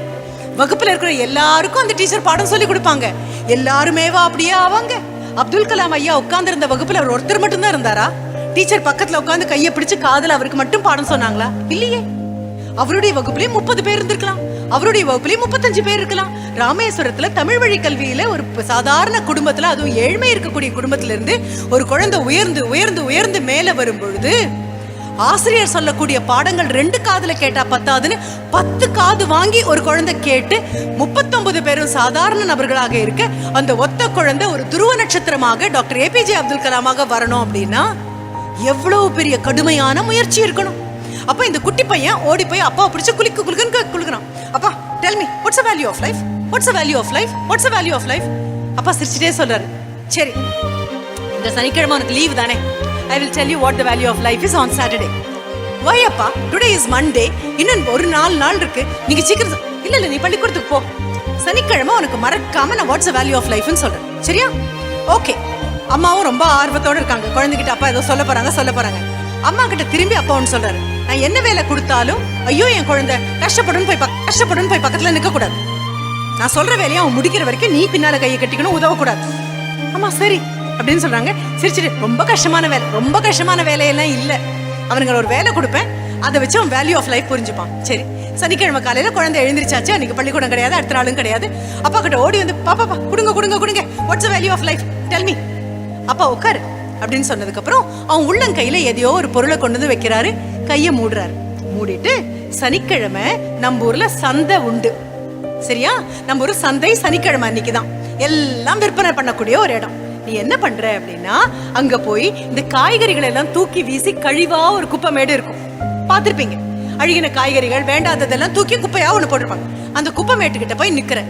அம்மா சொல்லுங்க, ஐயோ நான் உங்ககிட்ட அதை தான் சொல்லாதேன்னு சொல்லியிருக்கேன், ஒன்னும் பேசாத. அந்த குப்பை மேட்டுக்கிட்ட போய் நிக்கிறேன். நான் உன் கையில கொடுத்துருக்கிற பொருள் இருக்கு இல்லையா, அதை கையில வச்சுக்கிறேன். வாயை திறந்து ஒரு வார்த்தை பேசக்கூடாது. எப்படின்னு எல்லாரும் ஓடி வந்து பாக்குறாங்க. பார்த்துட்டு என்ன வேலை என்ன வேலை அப்படின்னு கேட்க போறாங்க. நீ என்ன பண்ற தெரியுமா எப்படின்னு கையை காமி. இது அவங்க எப்படி புரிஞ்சுக்கிறாங்களோ புரிஞ்சுக்கட்டும். காலையிலிருந்து மாலை வரைக்கும் நிக்கிறேன். நின்னுட்டு மாலை சந்தை முடிஞ்சதுக்கு அப்புறம் திரும்பி வரேன். சரிப்பா, குழந்தை போயாச்சு, கையில வச்சிட்டு இருக்கான். குப்பை நாத்தம் தாங்கவே முடியல, ரொம்ப கேவலமாக இருக்கு. பாதி பேர் அவனை பார்க்கவே இல்லை, மீதி பேர் அவனை கிண்டலா பாக்குறாங்க. யாரோ ஒருத்தர் வந்து என்ன அப்படின்னு கேக்குறாங்க. கையில நிற்கிறது என்ன? ஒண்ணுமே பேசாம இருக்கான். என்ன வேலை? 2 ரூபாயா? சரி. பையன் மாலையில திரும்பி வந்தாச்சு. அப்பா கேட்கறாரு, எப்படி இருந்தது அனுபவம்? அப்பா ரொம்ப மோசம்ப்பா, குப்பைக்கு நடுவில் நிக்கவே முடியலப்பா, அவ்வளோ நாத்தம் அடிக்குதுப்பா, அவ்வளோ கேவலமா இருக்குப்பா, எல்லாம் கிண்டலா சிரிக்கிறாங்கப்பா. அம்மா கேக்குறாங்க, எதுக்கு அந்த பேசாதே, உன்னை பேசக்கூடாதுன்னு சொல்லியிருக்கேன். சரி, என்ன கேட்டேங்க? என்ன விலை அப்படின்னு கேட்டாங்க. நீ என்ன சொன்ன? 2 ரூபாயான்னு கேட்டாங்க. அப்படியா? சரி. அப்பா, வாழ்க்கையோட வேல்யூ என்னப்பா? இருடா, அவ்வளவு சுலபமா சொல்லிட முடியுமா? வாழ்க்கை எவ்வளவு பெருசு. சரி, அப்பா என்ன, அடுத்த சனிக்கிழமை வரைக்கும் காத்துட்டு, அடுத்த சனிக்கிழமை வந்து உடனே அப்பா என்ன பண்ணாரு, சரி இப்ப நீ என்ன பண்ற தெரியுமா? அதே பொருளை அப்பா அவன் கையில இருந்து வாங்கி கொண்டு போய் பத்திரமா உள்ள வச்சு பூட்டிட்டாரு. அடுத்த சனிக்கிழமை வரும்போது மறுபடியும் கொண்டு வந்து அவங்க கிட்ட கொடுத்து தொலைச்சிடக்கூடாது, பத்திரம். இப்ப நீ எங்க போற தெரியுமா? நம்ம ஊர்ல ஒரு அருங்காட்சியகம் இருக்கு, there is a museum. அங்க போய் நிக்க போறேன். நின்னுட்டு இதே மாதிரி கையை வச்சுட்டு இருக்க போறேன். எல்லாரும் போறவங்க வரவங்க, அதுவும் சாட்டர்டே சண்டே நிறைய கும்பல் வரும். உன் கையில என்ன இருக்குன்னு கேட்பாங்க. பார்த்துட்டு என்ன வேலை அப்படின்னு கேட்பாங்க. வாயே திறக்க கூடாது அப்படின்னு சொல்ல போறேன். சொன்ன அடுத்த நிமிஷம் அவங்க என்ன பண்றாங்கன்னு பாக்கலாம். சரி, பையன் போய் நிக்கிறான். அதே மாதிரி சனிக்கிழமை, கால் வலிக்குது, ஆனா இடம் சுத்தமா இருக்கு, கேவலமா இல்ல. வரவங்க எல்லாம் கொஞ்சம் மரியாதைப்பட்டவங்க மாதிரி எல்லாம் இவனுக்கு தோணுது. இவன் கையை அப்படி குமிஞ்சு பாக்குறாங்க. என்ன, ஏன்னா அருங்காட்சியகத்துக்கு எல்லாரும் போக மாட்டோமே, அங்க வரவங்க ரொம்ப நல்லா இருக்காங்க, வந்து பாக்குறாங்க. பார்த்த அடுத்த நிமிஷம், எவ்வளோ என்னது, ரொம்ப அழகா இருக்கு, ரொம்ப ஆச்சரியமா இருக்கு. ஐயோ, என் டேபிள்ல கண்டிப்பாக I should mount it on something and keep it on my table. It looks so beautiful, it's so brilliant. How much does it cost? It's 20,000. 20,000? Not bad at all. குழந்தைக்கு ஒண்ணுமே புரியல. போன வாரம் 2 ரூபாயான்னு கேட்டாங்க, இப்போ 20,000ங்கறாங்க. அப்பா சொல்லிருக்கார் பதில் பேசக்கூடாது. திரும்பி ஓடி வந்தாச்சு. அப்பாட்ட கொடுத்து, என்னாச்சு இன்னைக்கு? அப்பா இந்த இடம் நல்லா இருந்ததுப்பா, அவ்வளவு எல்லாம் மோசமா இல்லப்பா, அழுக்கெல்லாம் இல்லப்பா, குப்பையெல்லாம் இல்லப்பா, ஈமோக்கி இல்லப்பா, நல்லா நின்று இருந்தேன். அப்புறம் கேட்டாங்கப்பா எல்லாரும், என்ன சொன்ன? ஒன்னும் சொல்லப்பா, 2ன்னு காமிச்சேன். என்ன சொன்னாங்க? இஸ் இட் 20,000 அப்படின்னு அவங்களே சொன்னாங்கப்பா. அப்படியா பா, what's the value of life? அமைதி அமைதி, இன்னும் ஒரு வாரம் கூட எனக்கு கொடு. சரி, அடுத்த சனிக்கிழமை. அம்மாக்கா ரொம்ப கஷ்டமா இருக்கு, குழந்தை சனிக்கிழமை கழிஞ்சு சோறும் திங்கல, அப்படி போய் கால் வலிக்கு நிக்குது. அப்பா சொல்றாரு, கொஞ்சம் கஷ்டப்படட்டும், அவன் கேட்ட கேள்விக்கு பதில் வேணும்ல. அடுத்த வாரம் சனிக்கிழமை வரும்போது அப்பா சொல்றாரு, there is a big jeweler in this city. இந்த ஊருக்குள்ள மிகப்பெரிய நகை வியாபாரி இருக்கார். இன்னைக்கு காலையில என்ன பண்ற தெரியுமா? அவர் கடை திறக்கும் போது அவர் தான் முதல்ல நிக்கக்கூடிய ஆட்கள், பணியாட்கள் கூட வர மாட்டாங்க. அவர் போய் நிப்பாரு. அவர் வரும்பொழுது அவர் முன்னால இத கையில வச்சுட்டு நிக்கிற. சரியா? போறான் பையன். அவரும் கேட்பாரு, என்ன வேலைன்னு. அவ்வளவுதான். அவர் வராரு, பாக்குறாரு. பார்த்தா அடுத்த நிமிஷம் அது அவர் எடுக்கிற விதமே அவ்வளவு அழகா இருக்கு, கையில வைக்கிற விதம் அதோட அழகா இருக்கு. பார்த்துட்டு கண்ணெல்லாம் அப்படி மலர்ந்துருது. Where did you get this from? I have been searching for this. இந்த கல்லுக்காக தானே இத்தனை தேடிட்டு இருக்கோம். இவ்வளவு பெரிய நகை கடையில கூட இது கிடையாது. என்ன விலைப்பா? சின்ன குழந்தை இதை வச்சுட்டு நின்னுட்டு இருக்க நீ. உன்னை யார் இதை கொடுத்து அனுப்புனாங்க? என்ன விலை? Just 20 lakhs. 20 lakhs தானா? அதை விட இது அதிகமாக பெருமை. விலை தெரிஞ்சுதான் நீ சொல்றியா இல்ல தெரியாம சொல்றியா? அவர் பேசி முடிச்ச உடனே குழந்தைக்கு தாங்க முடியல. அவர்கிட்ட ஒன்னும் சொல்லாம எடுத்துட்டு ஓடி வந்துட்டான். அப்பா கிட்ட வந்து அனுபவம் எப்படி இருந்தது? அப்பா, somebody asked me, is it 2 rupees? Another person asked 20,000. This man is asking whether it costs 20 lakhs. அதுவும் சொல்றாரு, அந்த விலைக்கு கூட இது கிடைக்காது. குட்டி குழந்தை உன் கையில எப்படி இருக்குன்னு கேக்குறாரு. அப்பா, இது என்னதுப்பா?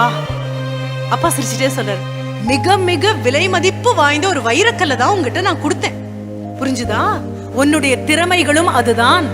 உங்ககிட்ட இறைவன் கொடுத்து அனுப்பிச்சிருக்கக்கூடிய திறமைகள் இந்த வைரக்கல் மாதிரி யார் கூட நின்னு எந்த கூட்டத்துல அதை நீ விக்கிறியோ அதுக்கேத்த மாதிரி உன்னுடைய வேல்யூ மாறும். அப்போ வரக்கூடிய அடுத்த 5 வருஷத்துக்குள்ள நீ யார் உன்னை சுத்தி இருக்காங்கன்னு முடிவு பண்ணு. என்ன புத்தகங்கள் உங்ககிட்ட இருக்குன்னு முடிவு பண்ணு. உன்னை சுத்தி இருக்கக்கூடிய நபர்கள், the people who surround you will decide your value.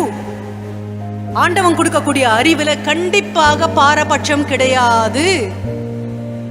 படிக்க வேண்டான்னு முடிவு பண்ண குழந்தைங்க, கவனச்சிதறல் உள்ள குழந்தைங்க, படிப்பு மட்டுமே இல்லடா, எதை கொடுத்தாலும் அதை சரியா செய்யாத குழந்தைங்க.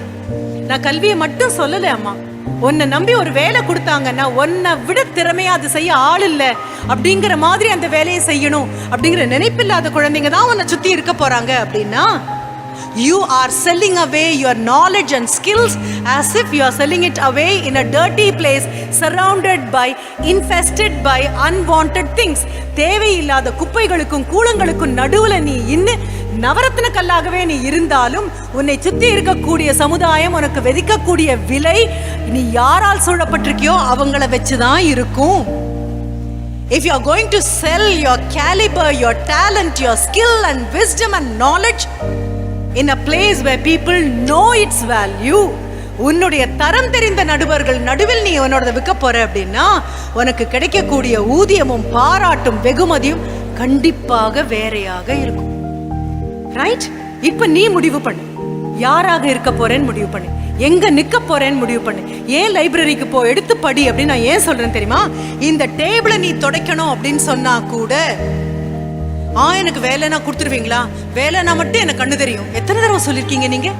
கிளாஸ்ல உட்காந்துட்டு இருப்பீங்க, டீச்சர் இப்படியே பார்த்துட்டு ஒரு நிமிஷம் வா வா வா ஸ்டாஃப் ரூம்க்கு வா அப்படின்னா எனக்குன்னு வேலை கொடுப்பாங்கப்பா, வேலைனா மட்டும் என்ன கூப்பிட்டுருவாங்கப்பா, நோட்டை தூக்கிட்டு வர சொல்லுவாங்கப்பா.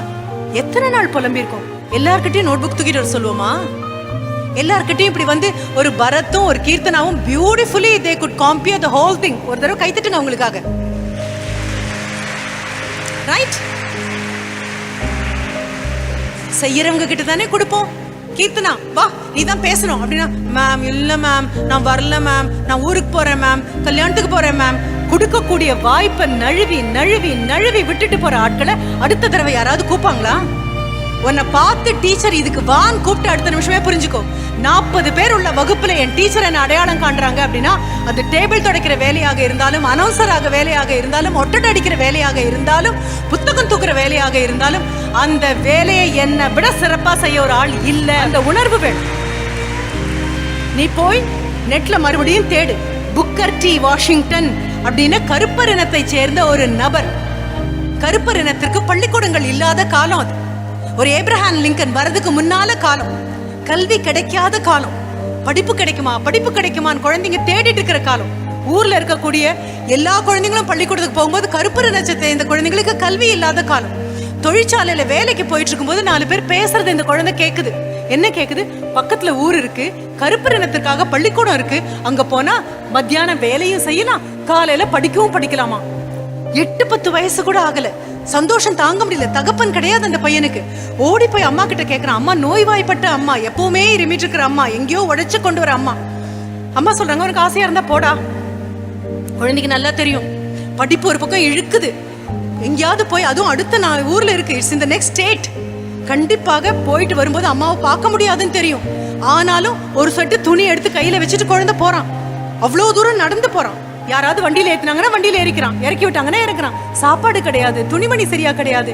4 நாள் 5 நாள் நடந்து நடந்து உடம்பு பூரா புழுதி. அப்படியே போய் ஒரு ரோட்டோரத்தில் தூங்கி போயிடுறான். அடுத்த நாள் காலையில எழுந்து பார்த்தா அது பெரிய ஒரு போர்ட், அது இட்ஸ் a harbor. அப்பதான் ஏதோ ஒரு ஷிப் வந்திருக்கு, டவுன்லோட் பண்ணிட்டு இருக்காங்க எல்லாம். குழந்தைக்கா முதுகும் வயிறும் ஒட்டுது. உனக்கு என்னைக்காவது அப்படி ஒரு அனுபவம் உண்டா?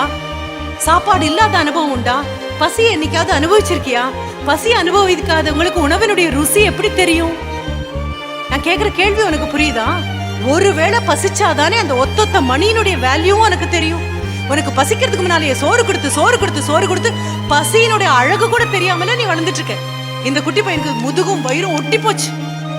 அப்படியே பிடிச்சிட்டு எழுந்திருக்கிறான். பார்த்தா அங்க அப்படியே எல்லாம் டவுன்லோட் பண்ணிட்டு இருக்காங்க. அந்த ஷிப் கேப்டன் கிட்ட போய் நிக்கிறான். I would like to have some work. Captain மேலும் கீழும் பாக்குறாரு. எலும்பு மாதிரி இத்தினோண்டு ஒண்ணு, உனக்கு என்ன வேலை பண்ண முடியும் அப்படின்னு. ஆனா கண்ணுல பாத்தீங்க அப்படின்னா அகத்தின் அழகு முகத்துல கண்ணுல தெரியும். அவ்வளோ தீவிரமா இருக்கு கண்ணு, நெருப்பு மாதிரி இருக்கு ரெண்டு கண்ணும். கண்ணை பார்த்தா நம்பிக்கை வருது அவருக்கு. Okay, do whatever you can. பையன் ஏதோ மூட்டை ஏத்தி இறக்கி எல்லாம் பண்ணிட்டு கொஞ்சம் காசு கிடைக்குது. He takes that money and gets his breakfast.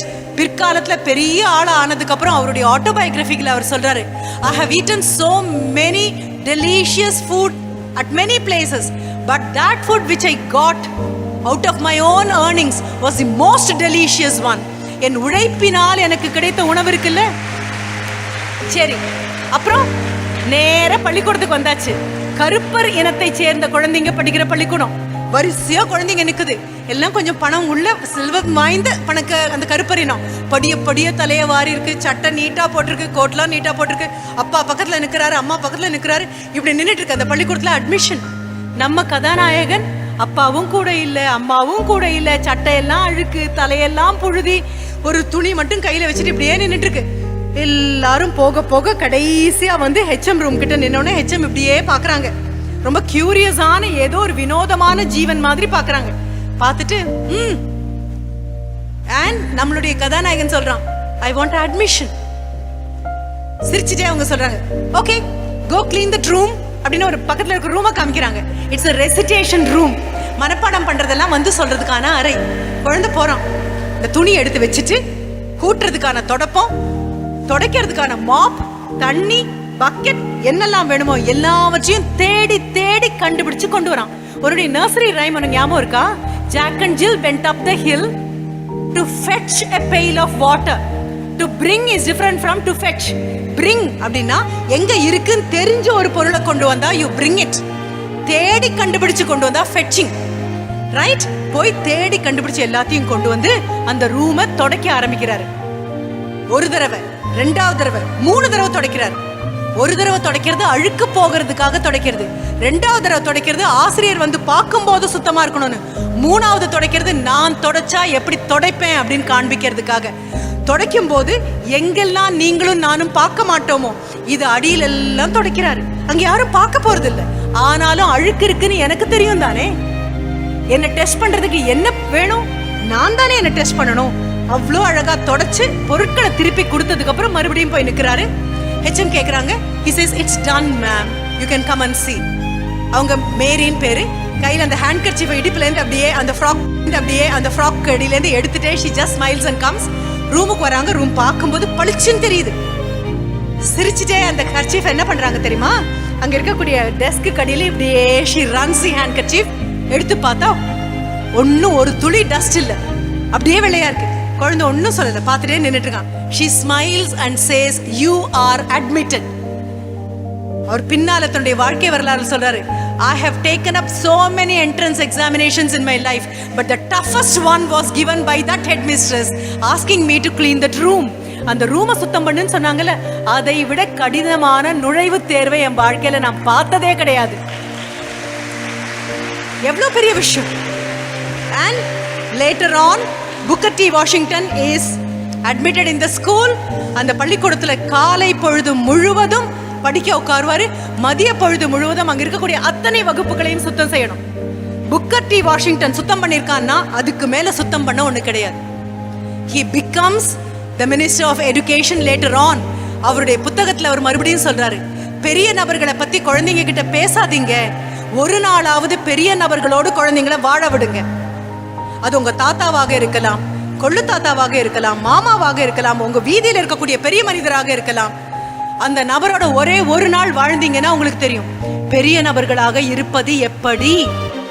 Doctor APJ Abdul Kalam ஐயாவுடைய புத்தகங்களை படிக்கிறதுனால மேல வரமாட்டோம். அவர் உயிரோடு இருக்கும்போது அவர் கூட ஒரே ஒரு நாள் செலவழிச்சிருந்தீங்கன்னு வைங்க, அவருடைய ஒவ்வொரு விஷயத்திலையும் this is done by Dr. APJ, this is done by Dr. APJ முத்திரை குத்திட்டே இருப்பாரு. அப்போ அது டேபிளை துடைக்கிறதாக இருந்தாலும், பேசுறதாக இருந்தாலும், குழந்தைங்க கிட்ட எதுவாக இருந்தாலும் அவர் செஞ்ச மாதிரி இருக்கும். அதைத்தான் உங்ககிட்ட நான் சொல்றேன். நாளைக்கு நீ பெரிய மருத்துவரா வருவ, அவ்வளவு நல்ல மருத்துவரா இருப்ப, அவ்வளவு கருணையுள்ள ஆளா இருப்ப. நீ அப்படி இருக்கும் போது உங்ககிட்ட வந்துட்டு போகக்கூடிய பேஷண்ட் என்ன சொல்லுவாங்க தெரியுமா? எவ்வளவு நல்ல மனிதர், உங்க அப்பா அம்மா எவ்வளவு நல்லவங்களா இருந்திருக்கணும், உங்களுக்கு சொல்லி கொடுத்த ஆசிரியர் எவ்வளவு நல்லவங்களா இருந்திருக்கணும் அப்படின்னு எங்கேயோ உலகத்தின ஒரு மூலையில ஒன்னை யாராவது வாழ்த்தும் போது இங்க மகரிஷி வித்யா மந்திரில் இருக்கக்கூடிய ஆசிரியருக்கு பொறையேறணும். ஏன்னா உன்னை உருவாக்கி உலகத்தின் கோடிக்கு அவங்க அனுப்பும் போது மனிதர்களை உருவாக்கி அந்த மனிதர்கள் மருத்துவர்களாகவும், மனிதர்கள் அரசியல்வாதிகளாகவும், மனிதர்கள் விஞ்ஞானிகளாகவும், மனிதர்கள் ஓவியர்களாகவும், மனிதர்கள் நடன கலைஞர்களாகவும், மனிதர்கள் இசை வல்லுநர்களாகவும் மாறும் பொழுது உலகம் மிக அழகாக இருக்கும். அப்போ உங்க பள்ளிக்கூடம் உங்ககிட்ட என்ன பண்ணணும்னு பாக்குறாங்க? உங்களை மனிதர்களாக முதல்ல மாத்துறாங்க. அதற்கப்புறம் கிடைக்க முடியாத ஒரு வாய்ப்பு இது. பள்ளிக்கூடம் கிடைக்குமா? போன காலம் யானை கட்டி இழுத்தா வருமா? நான் பேச தொடங்கின நேரத்தை இப்ப எல்லாரும் சேர்ந்து யானை கட்டி இழுக்கிறோம். நேரம் திரும்பி வரும்னு நினைக்கிறேன்? கண்டிப்பா வராது. அப்போ வராத ஒரு, எனக்கு கிடைக்காத ஒரு விஷயத்த நான் உனக்கு கொடுக்குறேன். இத்தனை குழந்தைங்களும் உங்களுக்கு கிடைக்காத விஷயத்த எனக்கு திருப்பி கொடுக்குறீங்க. இப்ப வீட்டுக்கு போன உடனே அப்பா அம்மா கிட்ட சொல்ல வேண்டிய பெரிய விஷயம், எனக்கு கிடைக்க முடியாத ஒரு கல்வியை கொடுத்துருக்கீங்க, மிகப்பெரிய பள்ளிக்கூடத்துல கொடுத்துருக்கீங்க, நல்ல சாப்பாடு கொடுத்துருக்கீங்க, அடுத்த வேளை எனக்கு உணவு இருக்கு, கூரை இருக்கு, காலில் போடுற செருப்பு இருக்கு, அணிந்து கொள்ள ஆடை இருக்கு, பாடம் சொல்லி கொடுக்க ஆசிரியர் இருக்காங்க. என்னை விட செல்வந்தன் உலகத்துல யார் இருக்க முடியும்? எவ்வளவு பெரிய செல்வந்தன் நான். இதை கொடுத்ததுக்கு மிகப்பெரிய நன்றி. திருப்பி நீங்க என்ன நினைச்சு பெருமைப்படுற மாதிரி ஒன்ன உங்களுக்கு கண்டிப்பா கொடுப்பேன்னு இன்றைக்கு மாலை போய் ஒரு சத்தியம் பண்ணு. இன்னைக்கு மாலை அப்பா அம்மாவுக்கு ஒரு வாக்குறுதி கொடு. என்ன நீங்க மூலதனமா வச்சிருக்கீங்க இல்லையா? I am not an expenditure, I am an investment. நான் சொல்ற வார்த்தை உனக்கு புரியுதா? I am an investment, I am not an expenditure. அம்மா நான் உங்க செலவில்லம்மா, உங்களுடைய மூலதனம். இனி நீங்க பாருங்க, வாழ்க்கையில நான் சாதிக்காத எதையும் வேற எவராலையும் சாதிக்க முடியாது. கர்வத்தினால, தன்னம்பிக்கையினால சொல். மறுபடியும் சொல்றேன், நாளைக்கு காலையில அலாம் வச்சு எழுந்திருக்கும் போது ஓங்கி ஒரு அரை அரைஞ்சிட்டு திரும்பி படுக்கிறதும் நீதான். இன்னைக்கு ராத்திரி படுக்க போகும்போது இன்னைக்கு ஒரு மேடம் வந்தாங்க. அப்பா கிட்டையும் அம்மா கிட்டையும் ஆசிரியர்கள் கிட்டையும் அத்தனை பேர் முன்னால எங்க கிட்ட பேசினாங்க. அவங்க சொன்னாங்க, நேனா காலம் போச்சுன்னா வராது அம்மா, போன காலம் யானை கட்டி இழுத்தா வராதுடா, மறுபடியும் ஒரு 12ஆம் கிளாஸ் கிடைக்காதுமா, மறுபடியும் ஒரு 11th ஸ்டாண்டர்ட் வராது, மறுபடியும் ஒரு 9th ஸ்டாண்டர்ட் வராது, ஆசைப்பட்டு நான் திரும்பி ஆண்டவங்கிட்ட கேட்டா வராது, போனா போனதுதான். அப்ப யார் புத்திசாலி? இருக்கும் போதே பயன்படுத்திக்கிறவங்க புத்திசாலி. இது கூடவே இன்னொரு விஷயத்தையும் சொல்றேன், உனக்கு கிடைச்ச மாதிரி அம்மா அப்பா உலகத்துல யாருக்குமே கிடைக்கல அப்படிங்கறத தயவு செஞ்சு நம்பு. ஆண்டவனுக்கு பெரிய நன்றி சொல்லு. இந்தியாவை தவிர வேற எந்த நாட்டிலையும் தன்னை உடம்ப உருக்கி உருக்கி உருக்கி குழந்தைங்களுக்காக கொடுக்கக்கூடிய தாய் தகப்பன், even Darwin would not have found this kind of a specimen called parents in his own scientific. எவ்வளோ பெரிய அம்மா, எவ்வளோ பெரிய அப்பா, கிடைக்காம கிடைச்சது. அதே மாதிரி கொஞ்சம் விலாசம் மாறி இருந்தா நீ வேற குடும்பத்துல பிறந்திருப்ப, கொஞ்சம் மாத்தி எழுதியிருந்து வேற ஊர்ல அப்பாவுக்கு வேலை இருந்தா நீ வேற பள்ளிக்கூடத்துக்கு போயிருப்ப. இந்த தோழர்களை பார்த்திருக்க மாட்டேன், இந்த தோழிகளை பார்த்திருக்க மாட்டேன். ஏன் பார்த்திருக்க முடியாது? யாரும் யாரையும் சந்திச்சிருக்க மாட்டோம். அப்போ உனக்காக ஆண்டவன் திக்காம திணறாம அழகா எழுதுற ஒரு பேனாவால நல்ல தலையெழுத்து எழுதியிருக்காரு. நல்ல அப்பா, நல்ல அம்மா, நல்ல குடும்பம், அமைதியான சூழல், நல்ல படிப்பு, ஆரோக்கியமாக நண்பர்கள், நல்ல ஆசிரியர்கள், இத்தனையோடையும் அமோகமா நீ வெளியில வந்து இத்தனையும் நீ வாங்கிட்ட இல்லையா? திருப்பி கொடுக்கணுமே. எப்ப கொடுப்ப? ஒரு 5 வருடங்களுக்கு உன்னை சுத்தி இருக்கிறவங்க யாருன்னு முடிவு பண்ணு. 5 வருடங்களுக்கு நீ படிக்கிற புத்தகங்கள் என்னன்னு முடிவு பண்ணு. 5 வருடங்களுக்கு நீ எதை மட்டும் தான் கேட்பேன்னு முடிவு பண்ணு. அதுக்குள்ள என்ன வராது? திரைப்படங்கள் வராது, ஊடகங்கள் வராது, பிக் பாஸ் வராது, ஐடியா ஸ்டார் சிங்கர் வராது, எதுவும் வராது. அதுக்குள்ள வரப்போறது எண்ணி 5 வருஷம் கழிச்சு எங்கேயாவது இன்னைக்கு வந்த மேடம் நான் எங்கேயாவது பார்த்தேன்னா அவங்களுக்கு என் முகம் தெரியாம இருக்கலாம், ஆனா எனக்கு அவங்கள தெரியும். ரோட கிராஸ் பண்ணி ஓடி வந்து என் கையை பிடிச்சிட்டு அப்ப நீங்க சொல்வீங்க, மேம் அன்னைக்கு போற போக்குல இன்னொன்னு, நான் விதைய தூவிட்டு போற விவசாயி இல்ல. தூவிட்டு போனேன்னா அது பாறையில விழும், வயல்ல விழாம வரப்புல விழும், மண்ணுல விழும், கல்லுல விழும். நான் ஒவ்வொன்னா ஊனிட்டு போற விவசாயி. உங்க மனதுக்குள்ள ஒவ்வொன்னா ஒவ்வொன்னா ஒவ்வொன்னா ஒவ்வொன்னா பெரிய செயல்கள் தான். ஒரு 10 வருஷம் 5 வருஷம் டைம் கொடுத்தாச்சு நீ எங்க இருக்கப்பேன்னு. 10 வருஷத்துக்கு அப்புறம் உங்க பள்ளிக்கூடத்துல இருக்கக்கூடிய அரங்கம் இதே மாதிரி. அங்க சிறப்பு விருந்தினரை கூப்பிடுவாங்க. கூப்பிடும் பொழுது மேடையில உங்களுடைய தாளாளரும், உங்களுடைய செக்ரட்டரி மேடமோ, உங்களுடைய ஹெச்எம்மோ, உங்களுடைய ஆசிரியர்களும் உட்கார்ந்துருப்பாங்களா? அவங்க கூட இந்த கூட்டத்துல நான் பேச வந்ததை கேட்ட ஒரு 10 குழந்தைகளாவது சிறப்பு விருந்தினர்களாக உட்கார்ந்துருப்பீங்க. அதுல ஒருத்தர் கலெக்டராக இருக்கலாம், ஒருத்தர் விஞ்ஞானியாக இருக்கலாம், ஒரு தலை சிறந்த மியூசிக் டைரக்டராக இருக்கலாம், சினிமா டைரக்டராக இருக்கலாம், அரசியல்வாதியாக இருக்கலாம். கலாம் கலாம் கலாம் கலாம்னு சொல்லும் பொழுது மீண்டும் அப்துல் கலாம் கலாம் கலாம் மாதிரி நீங்க உருவாகி வந்து உட்கார போறீங்க. அப்படி உட்காரும் பொழுது புரிஞ்சுக்கோ, திருப்பி கொடுக்க போறோம். I am going to give back to my school. அப்போ உங்ககிட்ட ஆட்டோகிராஃப் வாங்கிறதுக்காக முன் வரிசையில என்ன கூப்பிட்டாங்கன்னா நான் வந்து உட்காந்துருப்பேன். நீ இறங்கி வரும்போது உங்ககிட்ட கேட்பேன், உங்க கூட ஒரு போட்டோ நான் எடுத்துக்கணும். என்ன காரணம்? எல்லார் மனதுங்களையும் நான் ஊனி ஊனி விதைச்சிட்டு போனேன். சில பேர் மட்டும்தான் ஆடு மாடு அண்டாம பிரச்சனை வராம பார்த்து பார்த்து வளர்க்குறீங்க. பயிர்கள் மட்டும்தான் விதைய ஊனினா வளர்றதுக்கு ரொம்ப நேரம் எடுக்கும். விதையே போடாம கண்டுக்காம விட்டா வளர்றதுக்கு பேர் என்ன தெரியுமா? களைகள். மனதை தயவு செஞ்சு களைகள் எடுத்துட்டே இரு. எங்களை மாதிரி ஆட்கள் வரும்போது நாங்க என்ன பண்றோம் தெரியுமா? ஊர்குளத்துல எவ்வளவு பெரிய மழை வந்தாலும் தண்ணி தேங்காம இருக்கிறதுக்கு என்ன காரணம்னா அதுல இருக்கக்கூடிய குப்பையும் கல்லும் மண்ணும் கசடும். நாங்க வந்து என்ன பண்றோம்? அதெல்லாம் தூர்வாடுறோம். குளத்தை தூர்வாடுற மாதிரி மனதை தூர்வாடுறோம். மனசுல இருக்கிற குப்பையும் கூலத்தையும் எடுத்துட்டு நல்ல விஷயங்களை கொட்டி கொட்டி கொடுக்கும்போது குளம் நிறைய தண்ணி இருக்கா, அந்த தண்ணீர் எல்லாருக்கும் பயன்படுற மாதிரி இருக்கா, அந்த மாதிரி மனதில் இருக்கிற குப்பையெல்லாம் வழிச்சு வீசிடலாம். தண்ணி பூரா இப்ப வந்தாச்சு, எண்ணி ஒரு மாசத்துக்குள்ள மறுபடியும் அழுக்கு சேர்ந்துடும். அப்போ உங்க பள்ளிக்கூடம் வேற யாரையாவது கூப்பிடும்.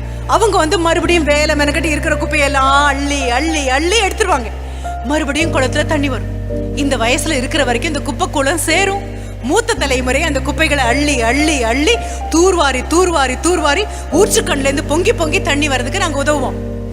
ஒரு இடம் வந்ததுக்கு அப்புறம் ஊற்றுக்கண் எப்படி பொங்கி வரணும் நீங்களே முடிவு பண்ணிடுவீங்க. குளம் கொள்ளாம தண்ணி இருக்கும். இந்த குளத்துல தண்ணி நிறைஞ்சா வீட்டுல இருக்கக்கூடிய கிணறுல தண்ணி தன்னை போல மேல வரும், கண்மாய்கள்ல தண்ணி தன்னை போல மேல வரும். ஊர்ல இருக்கிறவங்க எல்லாம் என்ன சொல்லுவாங்க தெரியுமா? குளம் நிறைஞ்சதனுடைய பயன் வீட்டுல இருக்கு.